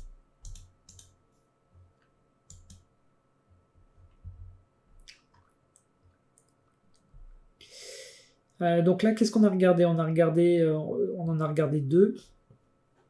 Je suis désolé, je ne vais pas regarder, les amis, votre partie en 960. J'ai envie de regarder une partie de Pousseur de bois où il joue en partie rapide. Ça sera probablement moins net, moins chirurgical, mais ça va permettre de le voir jouer peut-être de manière un peu plus rapide, quoi. Et ça va équilibrer avec les parties que j'ai regardées de Gabzilla juste avant. Donc là, D4, D5, très bien. Cavalier F3, cavalier C6, ok. Donc là, on a tous les deux sorti nos 2 cavaliers, c'est de la symétrie. Et donc l'adversaire, donc Shmeki, joue cavalier, joue fou F4, et Pousseur de bois répond par E6, donc pour protéger son pion D5, et puis je pense que pousseur de bois a son système de toute façon, hein, il veut probablement sortir son four, ok. Donc ok, très bien l'ouverture, rien à dire. Donc là, petite tentative de mettre la pression avec les blancs, ils attaquent 2 fois le pion C7, c'est peut-être un petit peu impressionnant, mais en réalité, je pense que tout simplement fou F6 protège, défend très bien la position. Même fou B4 est intéressant, ça oblige les blancs à réagir ici, et ils vont faire C3. Et ensuite, il revient en D6. Je pense que là, pousseur de bois connaît très bien sa théorie. Mon avis, ça, c'est de la théorie, tout ça. Hein. Donc, fou prend D6. Non, cavalier prend D6, d'accord. Donc, C prend D6. Et là, vous voyez que les noirs, ils ont quand même un centre de pions au centre, ce qui va peut-être leur permettre des poussées comme ça de E5 et de reprendre le centre, en fait. Hein. Donc là, on n'est pas mécontent d'avoir repris de ce pion, ça va donner un peu de puissance au centre noir. Donc là, E3, ok, E5, et donc c'est ce que je disais, donc c'est peut-être un peu prématuré là, il aurait peut-être fallu roquer, il aurait peut-être fallu préparer un peu ça, mais voilà, dans l'idée, E5 c'était un peu l'idée de la position. Maintenant on se rend compte que E5 là, il est attaqué 3 fois par les blancs et défendu que 2 fois. Donc là effectivement il ne faut pas hésiter à calculer le nombre d'agresseurs et de défenseurs. Donc là effectivement ça se solde par la perte d'un pion malheureusement de pousseur de bois. Mais pousseur de bois qui se démonte pas et qui vient mettre le cavalier en E4. Alors en réalité le cavalier en E4 je ne sais pas trop ce qu'il vient faire ici parce que pour l'instant il est tout seul et il ne peut pas attaquer grand chose et il va pouvoir se faire déloger assez rapidement peut-être par un F3 ou peut-être par un fou D3. Il aurait peut-être fallu penser à roquer assez rapidement. Bon. Donc là effectivement les blancs décident de prendre le cavalier en C6. Ce qui n'est pas très gênant en soi, parce que nous, on va reprendre du pion B et on va venir consolider notre centre. On a même une petite colonne qui s'ouvre ici. Alors attention à ne pas y mettre la tour tout de suite, parce que pour l'instant, le fou blanc de case noire la tient. Mais voilà, il faut voir un peu toutes ces petites possibilités en fait, dans une partie, parce que dès qu'il enlèvera son fou, bah, peut-être que ce sera le bon moment de venir là. Donc là... fou D3 de la part de Schmucky, donc il veut un peu embêter ce cavalier. Donc là, pousseur de bois, il est vraiment dans l'attaque. Là, j'ai l'impression de voir jouer Gabi, pas Gabi, Gam, ouais, bon, bah, Gabi Gabo, vous savez de qui je parle, ou Glabs. Le problème, c'est que là, c'est un peu téméraire parce qu'on voit bien que... on voit bien que le cavalier est attaqué, donc ce pion qui est attaqué 2 fois, malheureusement il suffira, et c'est ce qui va faire que les blancs prennent le cavalier, et l'attaque des noirs est beaucoup moins impressionnante. Et en parallèle, ils n'ont toujours pas roqué, donc attention quand même à pas oublier de roquer, hein. Les blancs peuvent potentiellement venir poser des problèmes, hein. Ça peut venir assez rapidement, un dame par exemple A4 peut venir... voilà, embêter ce pion, peut venir laisser la place une tour pour venir en D. Donc, surtout quand vous êtes en partie rapide comme ça, où vous n'avez pas le temps d'envisager toutes les possibilités, n'hésitez pas à roquer. Là, je suis impressionné parce que je viens de voir le temps. Vous êtes à 2 minutes 50 contre 2 minutes 40 seulement au 13e coup. Donc vous avez très peu réfléchi. Alors ok, c'est l'ouverture, mais quand même, là, je pense que ça fait plusieurs coups que vous n'êtes plus dans votre ouverture. Donc les blancs décident de jouer G3, donc pour pousser la dame. Donc en réalité, G3 est un mauvais coup, parce que comme j'expliquais dans la partie de Gabi, alors pas tout de suite, mais G3 va permettre au fou de case blanche, là, de venir, tac, tac, venir se mettre là. Peut-être que la dame, à un moment, va venir là. Donc là, il ne peut plus y avoir de roc, parce que s'il y a un roc, il y aurait des grosses menaces de mat à cet endroit-là. Donc là, on est content, avec notre fou de case noire, enfin notre fou noir de case blanche, on va pouvoir venir. Bon là, en l'occurrence, il faut bouger la dame pour l'instant. Mais quand on regarde l'impact structurel d'un coup comme G3, eh ben, on est plutôt content avec les noirs. Donc dame F6. Donc ouais, une très bonne case. Dame D6. Donc là, il vient directement proposer l'échange de dames. Est-ce qu'il faut le prendre? Bon bah là, tu n'as pas beaucoup de cases pour ta dame si tu le prends pas. Donc je pense que tu l'as pris. Et c'est logique. Maintenant, je pense que dans cette position, ce fou va pouvoir tenir plus de cases que celui-là. Donc, ouais, moi je suis pas mal à l'aise à l'idée d'échanger les dames. Fou à 6, donc c'est une très bonne case pour le fou. Il embête le roi et puis il tient beaucoup de cases. Il pourra même venir ici, je pense que c'est ton idée, pousseur de bois. Il sera magnifique ici et il ne pourra pas être délogé. Et c'est là qu'on voit toute la puissance des cases blanches pour les noirs. Alors qu'en contrario, ce fou, il n'aura pas de case aussi jolie et où il sera autant protégé. Donc pour moi, dans cette position, même si la barre, elle est là parce qu'on se rappelle qu'en début de partie, malheureusement, Pousseur de Bois a perdu un pion bêtement, mais néanmoins, là, la position, elle est très intéressante pour les noirs. Hein. On croque. Tour des 8.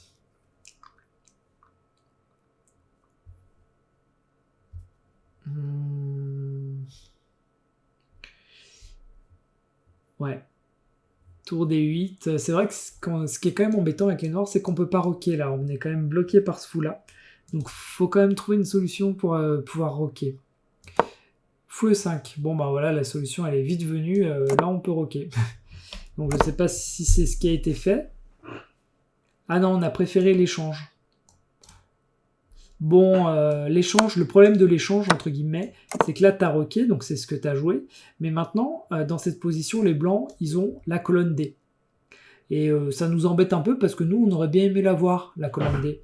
Alors que si tu avais juste rocké, eh ben, la colonne D, tu vois, elle reste en bataille. Elle n'est pas au blanc, elle n'est pas au noir, elle est en tension.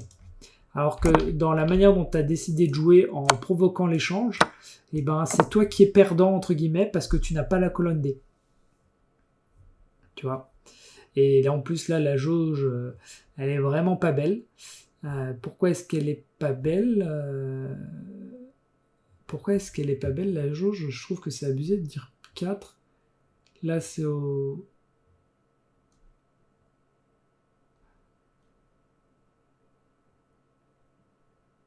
Ouais. Ouais, en fait... C'est vrai que ce coup, tour des 7 que jouent les blancs, il est hyper embêtant à cause de ce pion qui va tomber. Ouais. Ouais, là, les blancs, ils sont quand même... voilà, ils ont... L'échange que tu as fait là, tu vois, t'es puni directement. D'avoir laissé la colonne D, ça permet tour des 7. Et c'est assez terrible. Tu vas perdre ce pion va être hyper faible. C'est un peu malheureux. Donc tu joues quand même fou D3, donc qui était le beau coup qu'on a vu tout à l'heure. Donc bien joué pour l'avoir vu. Maintenant, ça va quand même être un peu compliqué parce qu'il a ce pion passé avec les blancs. Le fait d'avoir mangé ton pion noir, ça fait que lui, il a une petite autoroute là pour venir faire une dame. Donc on va voir comment il va jouer ça, mais effectivement, les blancs sont mieux là, dans cette position. Donc la tour D8. Est-ce que moi je l'aurais mise en D8 je serais peut-être venu protéger ce pion, même si c'est hyper passif. Ou peut-être essayer de chasser ce fou. Mais bon, là, la position, elle est dure à jouer. Donc, tour C7, ok. F6, donc tu chasses ce fou, ce qui est très bien. En plus, là, c'est embêtant parce qu'il a que cette case, en gros. Parce que s'il vient là, il risque de se faire chasser comme ça, et il risque de perdre le fou. Et il peut pas venir là. Ouais, donc il a... Ah, donc là, il a fait une grosse connerie. Il aurait dû venir là. Là, son fou était au centre. Bon, effectivement, toi, t'aurais peut-être pu venir protéger ton pion.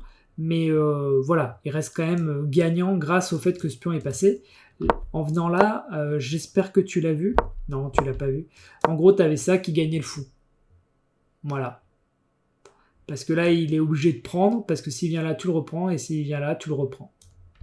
Bon, c'est pas grave, c'est pas forcément facile à voir. Surtout que tu as réfléchi pour jouer ce coup, donc on va pas dire que tu as joué sans réfléchir. Donc fou, E2. Ok, très bien. A4. Donc c'est ce que je disais là, il joue le plan de l'autoroute. Hein. Toutefois, il a quand même un sujet, c'est que ton fou tient cette case. Donc il va quand même être un peu embêté pour avancer.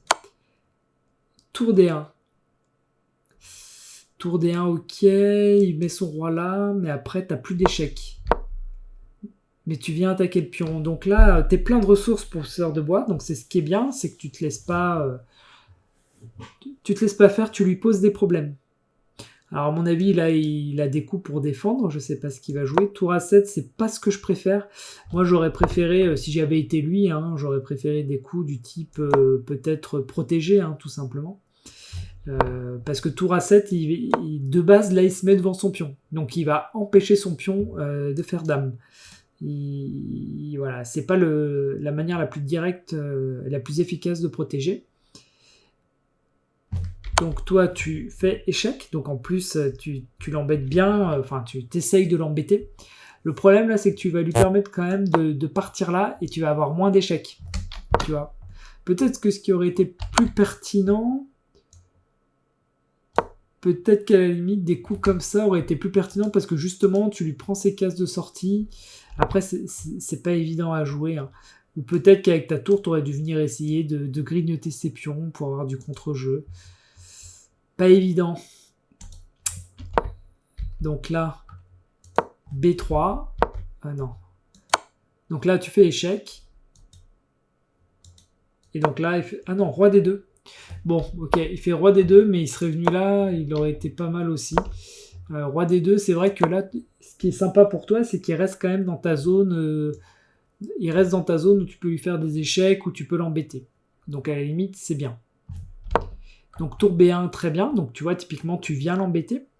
Donc lui, il va faire tour A8, échec. Et après, il va faire quoi? Il va faire A5. Ah ouais, donc là, il est vraiment en train de craquer. Donc tu vois, il n'a pas craqué parce qu'il est mauvais. Hein. Il a craqué parce que tu as su créer des menaces et tu as su le faire perdre les pédales. Là, il perd un pion gratuitement. Roi C1 et... Donc là, tu fais tour C2, très bien. Roi B1. Tour prend C3. Donc là, tu joues super bien. Tu lui grignotes tous ses pions. Et ce que je voulais dire, c'est qu'il a craqué, il a fait des erreurs, mais pas parce qu'il a mal joué, mais parce que tu as su le mettre dans une position où ça devenait très dur de trouver les bons coups. Donc tu es allé chercher des ressources, et ça c'est bien, tu as un aspect hyper combatif en fait dans tes parties. Donc roi B2, ok, tour C2, roi B3, très bien, et là C5. C5 qui est un bon coup, hein, parce que tu viens créer un peu de contrepartie. On s'en fout de ce que dit la jauge, hein, enfin on s'en fout. Ce que je veux dire, c'est que ce qui est bien, c'est que c'est l'énergie que tu mets dans tes coups. Là, tu lui dis, bah moi je te crée du contre-jeu. Toi, tu pousses ton pion A, très bien, mais moi je pousse mon pion C. Et ton roi, il est en plein milieu, là, il va prendre des échecs, ça va pas être simple pour toi. Et donc lui, ça va le pousser à faire des mauvais coups. Là, il fait A6, toi tu fais C4, tu fais échec, il fait roi B4. Et donc là, tu vois, déjà, c'est un très mauvais coup. Et tu l'as vu, parce que tu as tour B2, C5, et là, tu vas continuer à pousser. Non, tu fais quoi? Attends, C5... Roi C5, pardon. Roi E6, d'accord. Roi E6 qui est un mauvais coup, parce que, après, c'est dur à calculer, là, t'as moins d'une minute de réflexion, mais tout simplement, je pense qu'il peut pousser, et vu que ton roi est là, il va avoir des coups de ce genre. Si jamais tu mets ta tour pour lui prendre ton pion, il va avoir des petites subtilités comme ça où il va te faire un échec. Tu vas être obligé de venir là ou là. Et là, il fait une dame et la tour et la dame se protègent en fait. Et ça, c'est vraiment quelque chose que vous ayez en tête, qu'il faut que vous ayez en tête quand vous jouez des fins de partie. C'est que il faut faire très attention aux coups d'échec qu'il peut faire avec sa tour et qui permettrait à son pion de venir à dame derrière. Ça arrive extrêmement souvent ce genre de position. Hein. J'en ai perdu plus d'une comme ça. Donc ce qui est dommage là, c'est de ne pas avoir poussé le pion. En fait, ce que tu aurais pu remarquer, c'est que son roi est sur la colonne C. Et même si ton pion, il a une case de retard par rapport à son pion, quand toi tu vas faire dame sur échec. Je te montre. Imaginons que vous jouez ça, et que là il joue ça, et qu'ils se disent bah, je vais faire dame en même temps que toi, tu vas faire dame, je vais faire dame. Bah non, parce que toi, quand tu vas faire dame, tu vas faire échec, et il va devoir bouger son roi. Et du coup, il va pas pouvoir faire dame tranquillement. Donc ça aussi, c'est un signal faible hein, de se dire que le roi, là, il n'est pas sur la bonne colonne quand ce pion va faire dame. Quand vos pions vont faire dame, regardez s'ils vont faire échec ou pas, parce que ça vous fait gagner un tempo dans la course à la dame, en fait. Donc roi E6, roi D4. Ok, donc là tu joues F5. Donc toujours pareil, hein, c'est pas terrible à cause de ce que je disais. Hein, il va pouvoir venir mettre tour échec et gagner un tempo dans la course à la dame. A7, C3. Donc voilà, ça ne marche toujours pas, je vais pas redire pourquoi. Et roi prend... Ah oui, non, mais en fait C3 c'est très mauvais parce que roi prend C3. Mais tu avais vu tour C2. Ouais, mais t'as réfléchi 14 secondes. Donc en fait, t'avais pas dû voir roi C3. Et il est venu là, et là, t'as gagné en un coup. Oh, magnifique. Ah, c'est énorme. Tu l'as maté au milieu de l'échiquier. Bon, bah, très beau finish. Mais comme quoi, il faut jamais lâcher les parties. Hein, et ça, c'est vraiment ce qu'il faut retenir. Hein, c'est que il faut se battre jusqu'au bout. Et c'est ce que tu as su montrer dans cette partie pousseur de bois. Ah, j'aime bien ta combativité. Tu lâches rien jusqu'au dernier moment. Là, on aurait pu se démotiver. Hein. En fait, ce qui est magnifique, c'est que là, tu aurais pu te démotiver ici. Ton pion C, c'était quand même ta seule alternative à son pion A. Là, tu aurais pu te dire, ah bah, dommage, la partie elle est perdue et tu aurais pu la balancer. Mais non, tu t'es dit, je vais continuer, je vais essayer de faire des échecs. Et tu l'as poussé à faire la dernière erreur qui est celle-ci. Et tu as eu un magnifique échec là. Un magnifique échec et mat. Non, mais donc, voilà. Tu me prouves là que même quand c'est en rapide, tu es capable de très bien jouer. Même si, effectivement, il y a des petites imprécisions. Mais bon, en blitz, c'est compliqué. Mais moi, je comprends pas ces élos, par contre. Hein. À mon avis, là, si tu joues régulièrement, tu vas passer les 1000. Enfin, franchement, c'est des très belles parties. D'ailleurs, ça donne quoi le game review? Pour moi, vous êtes proche des 1000, là, si on regarde votre elo. Enfin, Black stayed sharp and saved the game with a mating tactic in the endgame. Bon, 350, donc pas du tout proche des 1000. Mais tu vois, typiquement, Blunder, t'es à 0, là. Donc pour moi, t'as pas joué une mauvaise partie. Enfin, t'as pas joué une partie d'un niveau de 350, enfin, à moins que 350 ce soit fort sur Chesscom. Je sais pas, je suis surpris. Et donc, on en a regardé 3. On a regardé celle contre Gabzilla, Glabs, et donc contre Smoky. Et ben maintenant, je vais regarder les parties de Glabs. Hop.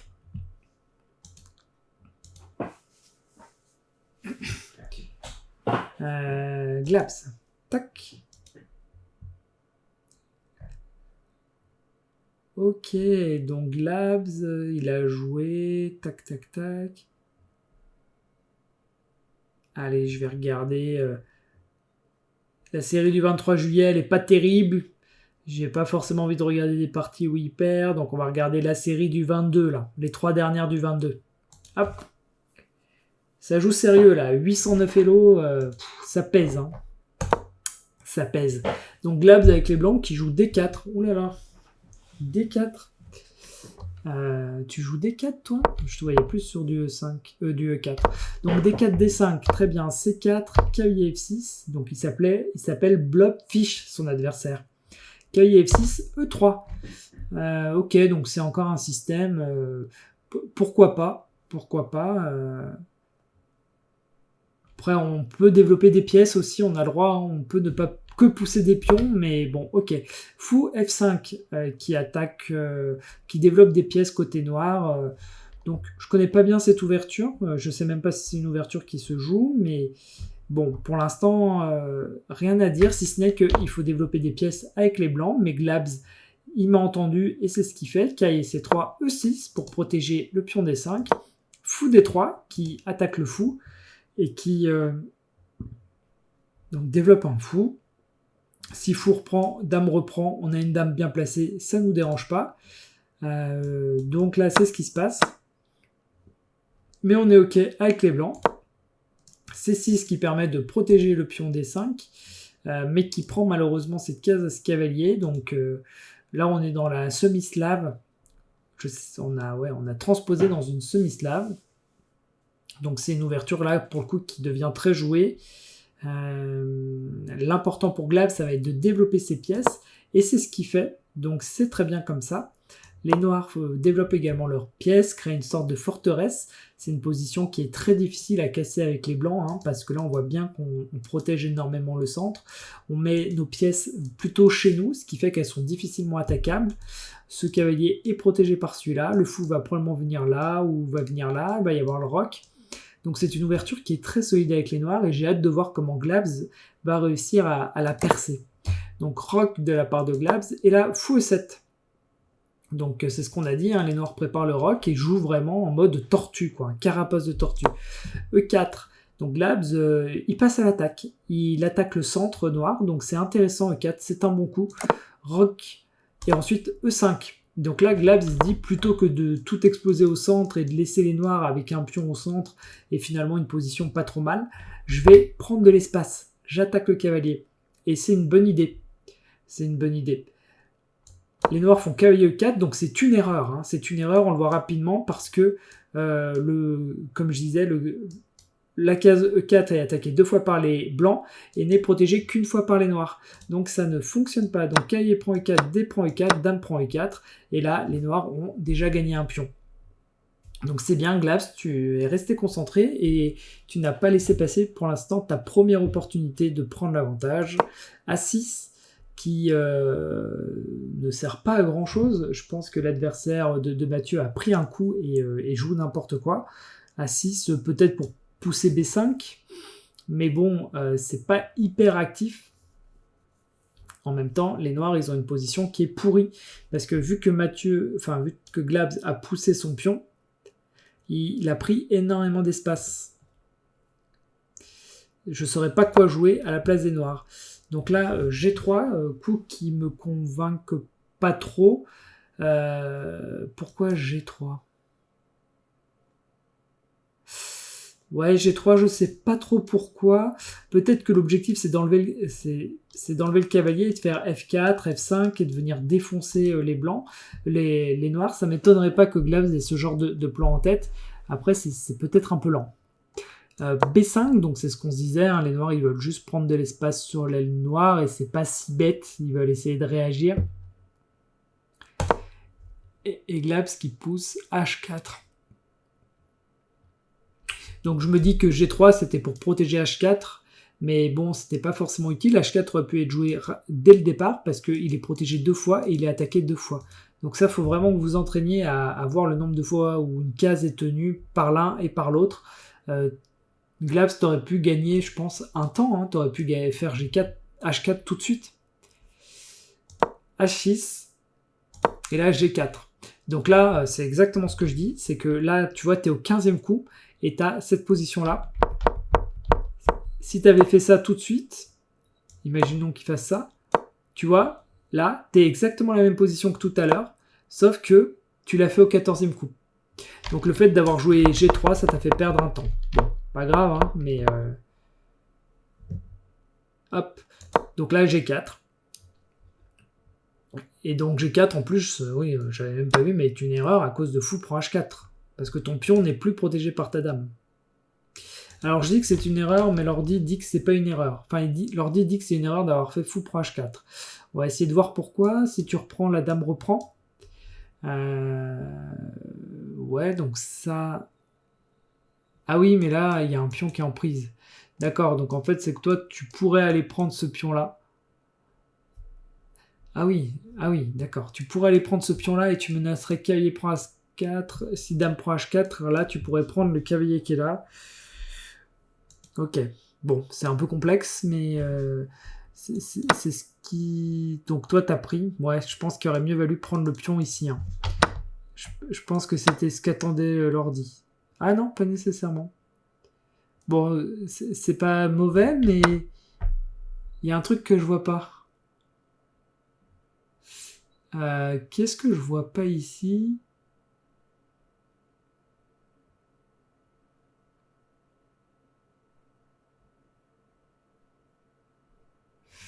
Qu'est-ce que je vois pas ? On va switcher dans l'analyse. J'aimerais bien comprendre ce que je vois pas.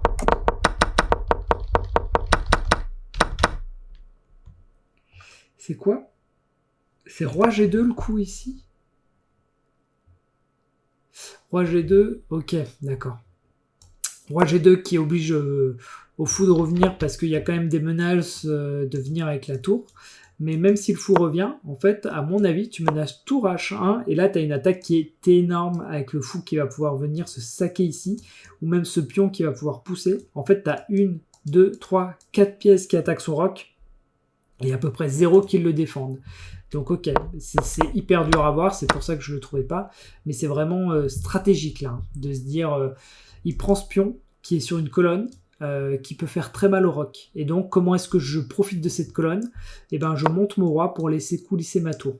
Donc ça c'est du haut niveau, dur à voir en rapide, mais bon, un fort joueur l'aurait vu. Donc fou prend H4, donc nous on joue cavalier prend H4, et c'est vrai que cavalier prend H4, ça fait pas envie parce que ça ramène la dame là, et on sent bien que les noirs sont pas trop mal. F3.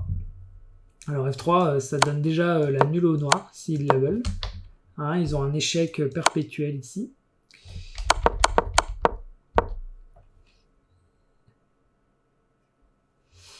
Après, ça consolide G4. Mais bon, à partir du moment où ça donne un échec perpétuel, tu offres la possibilité aux noirs de faire nul. Donc c'est un peu dommage. Je ne sais pas si tu l'as fait exprès, si tu t'es dit ok, on peut faire nul, ou si au contraire tu t'es laissé surprendre et que tu l'avais pas vu.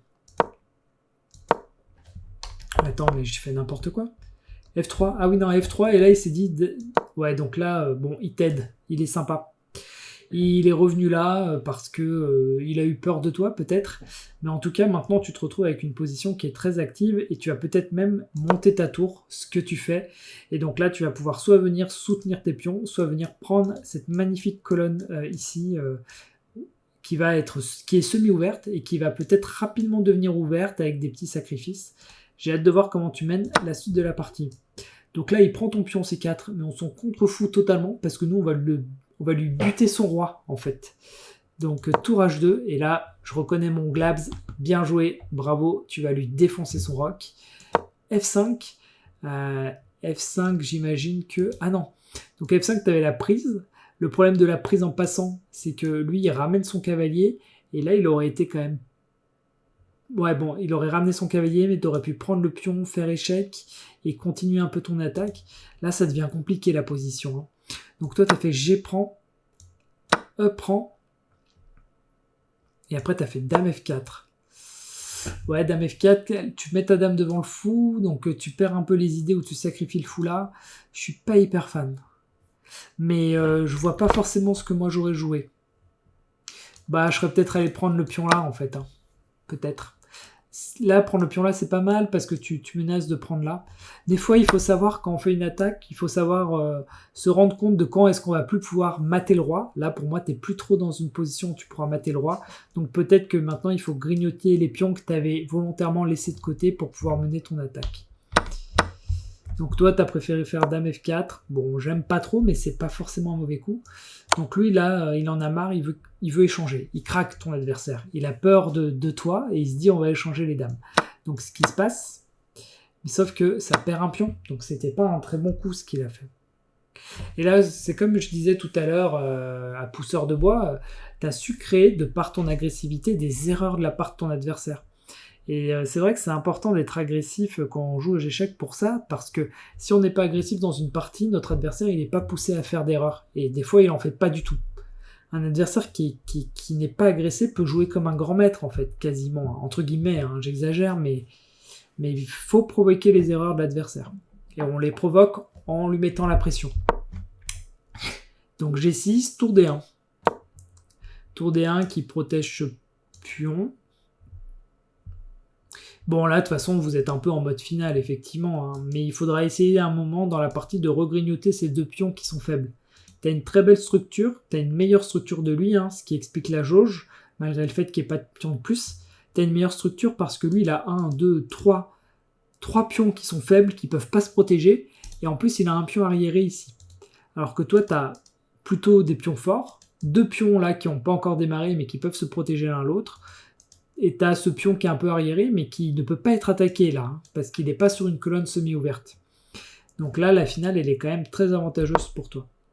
Donc il n'est pas bête, lui, il joue tour B8 dans l'optique de t'attaquer, mais ce pion est quand même protégé, tu risques pas grand-chose pour l'instant. Tu joues B3 qui est un mauvais coup. Là, tu vois, typiquement, je disais, quand on met la pression, on provoque les erreurs. Et là, il t'a mis une toute petite pression et il a provoqué l'erreur B3. Là, ton pion, il est protégé. Hein. Donc, t'avais rien à faire. Quand tu le mets en B3, tu le mets sur une case où il va être attaqué 2 fois et où il va être protégé qu'une seule fois. Donc, malheureusement, tu perds le pion. Et en plus, maintenant, il a rentré une tour et celui-là se retrouve attaqué. Bon, la finale est de moins en moins gagnante pour l'instant. Donc là, fou, tu attaques, donc tu joues actif. C'est pas mal. Le problème, c'est que tu as ce pion attaqué. Et tu peux pas ignorer quand tu as des pions ou des pièces attaquées. Là, en l'occurrence, ok, tu attaques. Mais ce qu'il faut comprendre, c'est que si par exemple il joue un coup comme tour là, bah toi, tu as maintenant ton fou attaqué et ton pion attaqué. Et donc, voilà. Il y a quand même un petit problème. Donc il faut jouer simple, t'as un pion attaqué, plutôt que de forcément essayer de contre-attaquer, déjà pense à protéger ton pion. Donc là il joue tour F7. Tour F7, donc il attaque ton fou, tu vas jouer fou F6, et... Ouais, donc fou F6 c'est un mauvais coup, tout simplement parce que quand il prend, pion prend, tour prend. Il y avait peut-être mieux, mais ne serait-ce que ça gagne déjà un pion pour les noirs. Il a également la possibilité de prendre là. Mais ça, c'est peut-être ce que tu avais vu. Ok. Ok, donc tu as joué fou. Ok, je fatigue un peu. Ça doit faire un peu plus d'1h30 que j'analyse vos parties. Donc fou là, effectivement, menace matelas. Donc je te reconnais, Glabs. Tu menaces. Voilà. Le problème, c'est que tu as été un peu gourmand parce qu'il peut faire ça, quoi, tout simplement. En l'occurrence, là, il joue tour H7, qui est moins bien que s'il avait pris, mais qui a le mérite de protéger le mat. On reprend. Et donc là, fou E7. Donc là, t'as enlevé ton fou parce que tu voulais pas qu'il te le prenne, donc ce qui est pas mal. Oups. Ah, purée. Excusez-moi. Tour prend F3. Donc il te prend ton pion. Maintenant, tu as quand même 2 pions qui sont pas mal avancés. Si tu arrives à faire quelque chose, tu peux t'en sortir. Mais bon, c'est chaud quand même, parce que tu as 2 pions de moins. Il faut vraiment que tu réussisses à faire quelque chose ici.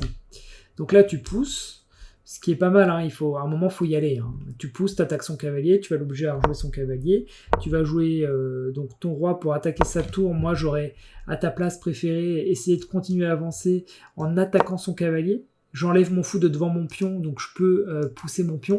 Et en même temps, j'attaque son cavalier. Il aurait été plus ou moins obligé de venir là. Et là, il aurait été obligé un peu de sacrifier son cavalier sur ton pion. Tu vois. Donc c'est dommage de ne pas avoir fait ça, mais roi G2, bon, peut-être que tu avais l'intention de faire tout ce que j'ai dit après roi G2. Roi G2, ça attaque sa tour. Tu lui donnes notamment l'opportunité de venir là, hein, et d'attaquer ce pion. Et c'est ce qu'il a fait d'ailleurs. Donc là, tu as joué tour à champ, donc tu as fait un échec, mais après roi G7, ton échec n'a pas servi à grand-chose. Si, il a servi à l'aider à ramener son roi au centre, enfin vers le centre. Donc là, les coups sont moins pertinents. C'est dommage, mais en même temps, c'est pas facile à jouer. On se demande ce qu'on doit faire. Donc là, j'aime ce que je vois. J'aime l'idée de faire fou C5 pour laisser le pion avancer. Malheureusement, maintenant que la tour est là, c'est quand même moins sexy. Il va effectivement faire cavalier D5. Et là, si tu pousses ton pion, il va avoir 2 pièces pour le manger. Donc, compliqué à jouer, cette position. Tour B1. Bon, c'est bien, tu te bats, hein, tu te laisses pas faire. Tour B1, je pense que tu as envie de venir là. Je pense que tu as peut-être envie de venir attaquer les pions. Donc lui, forcément, il te prend ce pion. Et là, tu te retrouves avec 3 pions de moins. Hein. Tu es totalement perdant. Mais aux échecs, il faut jamais lâcher parce qu'une erreur peut subvenir à n'importe quel moment. Et toi, c'est ce que tu fais. Donc tu lui fais échec, roi F6, tour H7, donc tu lui dis joue, on va voir comment ça se passe. Tu tournes un petit peu avec tes pièces, tour H6, et donc là tu ne fais pas l'erreur d'échanger les tours, ce qui est bien, hein. Là on pourrait se dire allez on échange, on en a marre, mais non, toi si tu veux avoir du jeu et si tu veux l'embêter le plus longtemps possible, il faut que tu gardes tes pièces. Donc c'est la bonne façon de jouer. Tour E2, tour F3. Bon, tu restes totalement perdant, hein, mais voilà, tu l'obliges à réfléchir. Tour D2, fou C5 pour protéger le pion, donc tu lâches rien, tu restes rigoureux. A5, tour H8, et là G4. Malheureusement, il te fait échec et mat. Ton roi est au centre, il a plus de cases. Mais c'est bien, tu t'es bien battu jusqu'à la fin. C'était une position compliquée. Hein. Là, typiquement, enlever le... Enfin... Ouais, en fait, ce qui est dommage, c'est que roi G2, tu vois, ça paraît pas être une grosse erreur. Roi G2, bah, ça te fait perdre la partie. Ça te fait perdre la partie, tu faisais fou là et t'étais encore bien. Mais en soi, tu t'es bien battu, c'était une bonne partie. J'ai bien aimé l'attaque que t'as menée sur le roc ici. Là, t'as une très belle position, là, à cet instant-là. F5, F5 est pas mal, ça protège bien, ça nous embête. Peut-être qu'il fallait jouer ça. La prise est pas mal non plus. Mais en tout cas, t'avais une belle attaque, j'ai bien aimé. C'est juste que t'avais... Ouais, ce qui est dommage aussi, à mon avis, c'est ce coup-là qui est pas terrible. Qui est pas terrible parce que même si tu menaces mat, en fait, s'il voit le mat, comme il l'a vu, ça te laisse une position derrière qui est pas géniale parce que tu vas perdre ce pion. Et ouais, t'as perdu sur des détails en fait là. Hein. Ta grosse attaque a pas fonctionné et du coup derrière t'as perdu sur des détails, mais en soi c'était une très belle partie. Tu n'as pas à pâlir de cette défaite.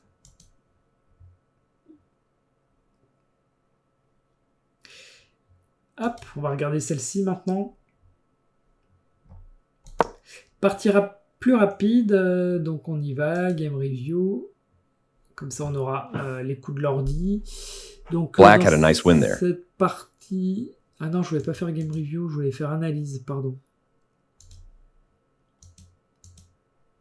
Hop, c'est parti. Donc dans cette partie, tu n'as pas les blancs, tu as les noirs. Donc on va switcher l'échiquier. Et c'est parti. Donc lui, il te joue une sorte de gambit dame. Toi, tu protèges comme ça. Tu reprends avec la dame. Bon, c'est peut-être ta théorie, je sais pas. Le problème de reprendre avec la dame, c'est que tu risques de te la faire harceler. E3, ok. Fou E7. Cavalier C3. La dame revient en D8. A3. Ok, A3, pas grand chose à dire. Cavalier F6, donc tu développes tes pièces. Donc depuis ma dernière vidéo, on voit que tu as appris parce que de toutes les parties que j'ai regardées de toi, j'ai pas de problème de développement des pièces. Cavalier F3, roc, cavalier E5. Donc ton adversaire est un petit peu agressif, là, Thomas M19. Mais il attaque alors qu'il n'y a pas d'autres pièces qui peuvent aider derrière. Hein, donc ça fait pas trop peur. Cavalier C6, je n'aime pas ce coup pour une raison toute simple.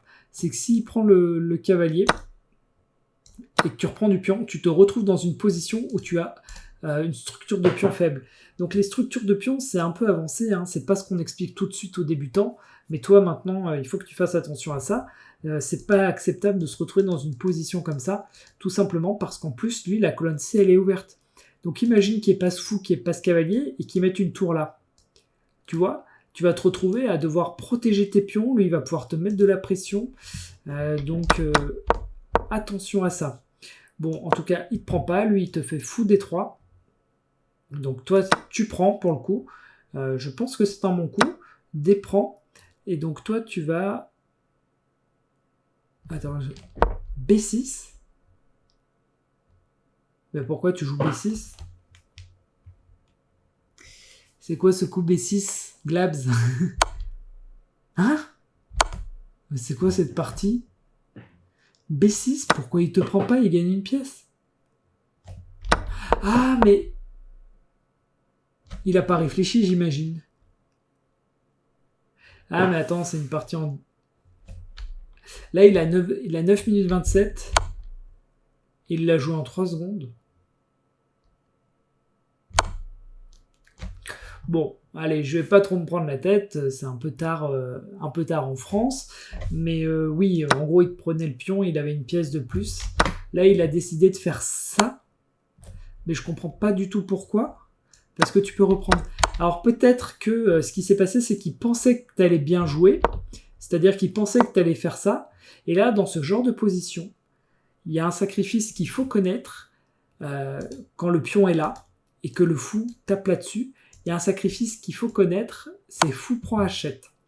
Parce que si roi prend hachette, dame là, et tout de suite, il peut y avoir des problèmes. Mais là, ça marche pas. Mais en fait, ce sacrifice prend tout son sens si jamais il y avait eu un cavalier là. S'il y avait eu un cavalier là, ça aurait pris tout son sens. Ton adversaire, à mon avis, il s'est mélangé dans des concepts. Bon, bah, du coup, cette partie, elle est rigolote. Tu reprends du cavalier, donc finalement, tu es sauvé. Cavalier là, ok. Tu échanges les dames, tu as un avantage matériel, donc tu as raison. Tu en profites pour replacer ta tour sur la colonne, donc tout ça, c'est des bons coups. C'est des coups que vous jouez maintenant de manière instinctive, pousseur de bois et toi, et c'est très bien. Fou à 6, tu développes ton fou sur échec, c'est très bien. Vous savez maintenant mettre vos pièces sur les bonnes cases de manière très naturelle. Donc le roi, il se retrouve totalement là, qui n'est pas une case naturelle du tout pour le roi. Et là, tu fais fou B7, tu lui cloues son cavalier, c'est magnifique. Tu le harcèles et il a abandonné parce qu'il a compris qu'il pourrait rien faire contre toi. Tu as d'ailleurs cette magnifique menace qui attaquerait le roi. Il pourrait pas reprendre du cavalier parce qu'il est cloué. Et tu pourrais reprendre son cavalier ensuite. Ok, donc cette position, elle était vraiment... Cette partie était un peu bizarre, hein, j'avoue. On va regarder la dernière partie du 22 juillet. Elle est plus longue, elle a l'air peut-être plus sérieuse. Je vais directement aller dans le self-analysis. Hop, c'est parti. Donc tu as les blancs, tu joues des 4. Oula, j'aime bien ton adversaire. Christina Mackay. Bref, j'espère que ça t'a pas déconcentré dans la partie. On va voir ça. Donc des 4, ok. Donc tu joues gambit dame. Accepter. Et là, tu fais échec et tu reprends avec la dame. D'accord, moi je joue pas ça, mais je pense que ce que tu joues, c'est pas faux. Donc il a mis le fou pour se protéger. Donc cavalier F6, ok. Donc toi, tu protèges le pion. Ok, donc là, A6, pas de souci. Tu mets ton fou en D3. Voilà pourquoi moi, j'aurais pas repris de la dame. C'est à cause de ce genre de coup.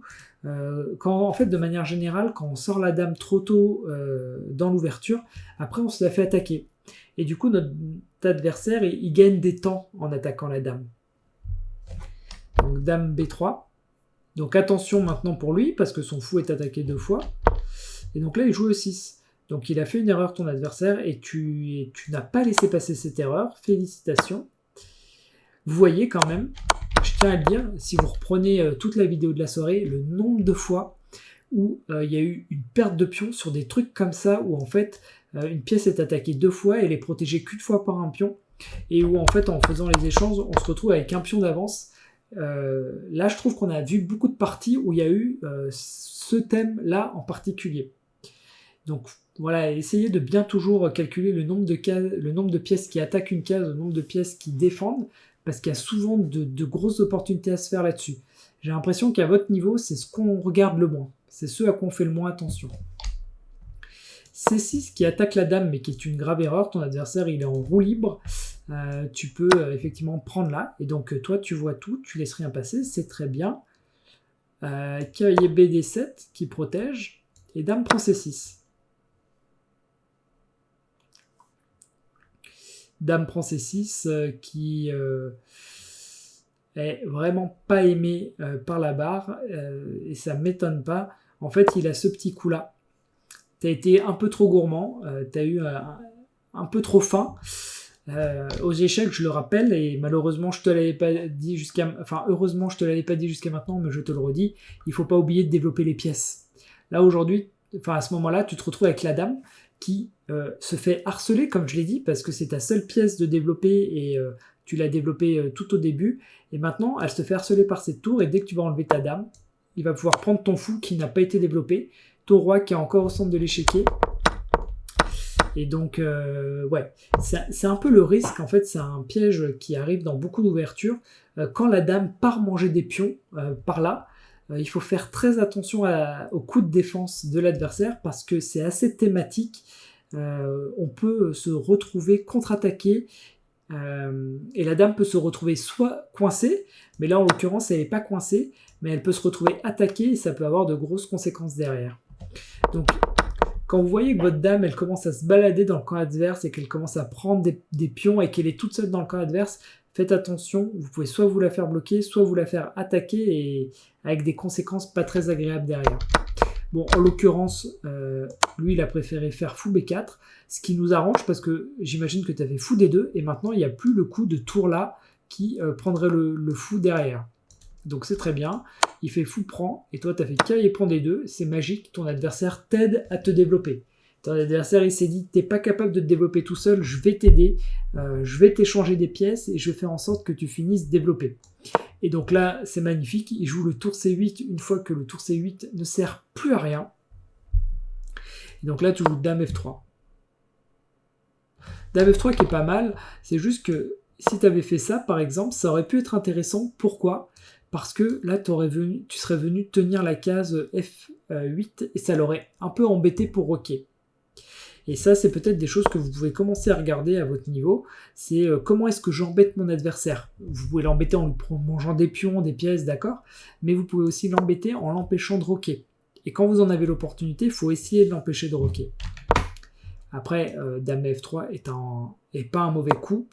Peut-être qu'F3, moi, je l'aurais quand même laissé libre pour un cavalier.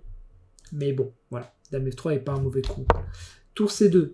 Donc c'est ton adversaire maintenant qui se dit qu'il va attaquer alors qu'il n'a pas roqué et qu'il a juste une petite tour de rien du tout. Mais ok, cavalier E2. Bon, t'aurais quand même... ok, t'as une belle position. T'as le droit quand même de prendre le temps de protéger tes pions, hein, mon petit glad. Hein. Bon, cavalier, c'est pas grave. Cavalier E2, tu prends le pion. Enfin, ton adversaire prend le pion. Et donc là, tu décides de roquer. T'as roqué là ? Tu fatigues, il aurait pu te prendre ton cavalier.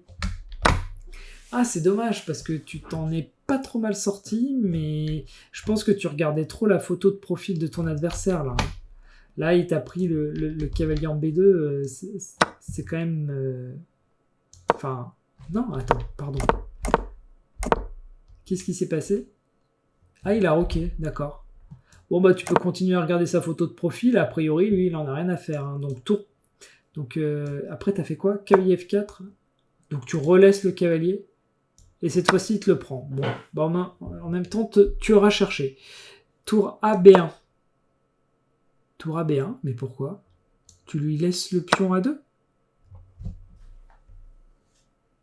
Je suis pas sûr d'avoir pris les bonnes parties, mais bon, c'est pas grave. C'est intéressant de voir ça aussi. Donc là, en fait, t'es en plein craquage. Hein. Tu laisses tout petit à petit. C'est vrai qu'il arrive parfois qu'aux échecs, quand on commence à faire une erreur, on enchaîne parce qu'on n'arrive pas à retrouver notre équilibre mental. Ça ne veut pas forcément dire que c'est perdu. Hein. Il faut continuer à se battre. Ton adversaire peut aussi faire des erreurs. Mais pour ça, je te fais confiance. Donc, tour FC1. Ce qui est intéressant, c'est que j'ai l'impression que là, tu cherches les colonnes ouvertes peut-être pour venir mettre tes colonnes sur la 7e. Si c'est ça, c'est une bonne idée. Cavalier D5. Donc voilà, qu'est-ce que je disais tout à l'heure ? Attaquer 2 fois, protéger qu'une fois. Donc toi, tu l'as vu, t'as rien lâché, ça tu le vois à chaque fois. Donc t'as de nouveau gagné un pion. Alors bon, lui, en l'occurrence, il a une pièce de plus, donc il a encore un peu d'avance. Mais en tout cas, c'est bien d'avoir vu ça, alors que tu étais en train de te prendre des coups, et que des fois, quand on se prend des coups, après, on voit plus rien sur l'échiquier. Donc ça, c'est... Donc je reprends ici parce que j'ai eu un petit problème avec l'enregistrement. Donc en fait, Dame prend E5, très bien, qui menace la tour. Et là, Dame E7 de l'adversaire, qui est une terrible erreur, parce que tout simplement, et tu l'as vu, Dame prend A2. Et donc là, tu es passé de perdant à gagnant en un seul coup. Et c'est ça qui est magnifique. Quand on joue des parties rapides, tout peut se passer. Donc quand même, ton adversaire ne lâche pas. Et il faut la finir. Donc H3, cavalier H5, G4, cavalier F6, tour C6, cavalier E4, tour B, C1, H6, Dame B1. Donc tu réorganises tes pièces, tu attaques un petit peu son cavalier, tu vas essayer de rentrer par là, je pense. En tout cas, c'est le plan, hein. Il faut essayer de venir mettre tes pièces en 7e pour échanger un maximum de choses là. Dame H4, Ouais, donc faut quand même se méfier à la contre-attaque. Là, il menace ça. Il menace également de te prendre le pion. Il va falloir trouver les bons coups de défense. Et je suis en train de dire n'importe quoi, parce qu'en fait, en ayant fait Dame H4, tu vas tout simplement pouvoir lui prendre son cavalier, chose que tu as faite, parce que tu es en forme. Et tu t'es bien remobilisé dans cette partie. Je pense que tu as dû mettre un petit post-it là sur la photo de profil de Christina McKay. Donc là, il fait Dame prend H3, mais ça suffira pas à être dangereux. Et toi, tu fais Tour C8, qui est un très bon coup et qui montre que tu sais ce que tu fais. Tu veux échanger parce que tu sais que dans ce genre de position, il faut tout échanger. Ton adversaire fait H5, qui te donne un mat en 2, que tu n'as pas raté. Très bien joué, Mathieu. Tu aurais encore pu faire 10-15 coups si tu n'avais pas fait ça. Donc, très belle partie. Non, pas très belle partie. Partie intéressante parce que partie où tu as pris des coups et où on a bien vu que tu as été sonné à un moment dans la partie. Là, tu enchaînais les mauvaises décisions. Mais en fait, tu t'es pas relâché. Ouais, là, ça a été le coup qui. Là, c'était le début de la remontada. Mais voilà, avant, tu as joué plusieurs coups, notamment, voilà, là, cette séquence est horrible. Mais en même temps, faut pas oublier que ce sont des parties rapides, donc forcément, on peut ne pas être concentré, on peut être dérangé, et on peut commencer à jouer des mauvais coups. Mais comme le fait très bien Pousseur de Bois, il faut vraiment pas abandonner et jouer jusqu'au bout, parce que notre adversaire peut également faire des erreurs. Sur Chess.com, on joue contre des adversaires qui sont à peu près comme nous, donc c'est ça qui est intéressant.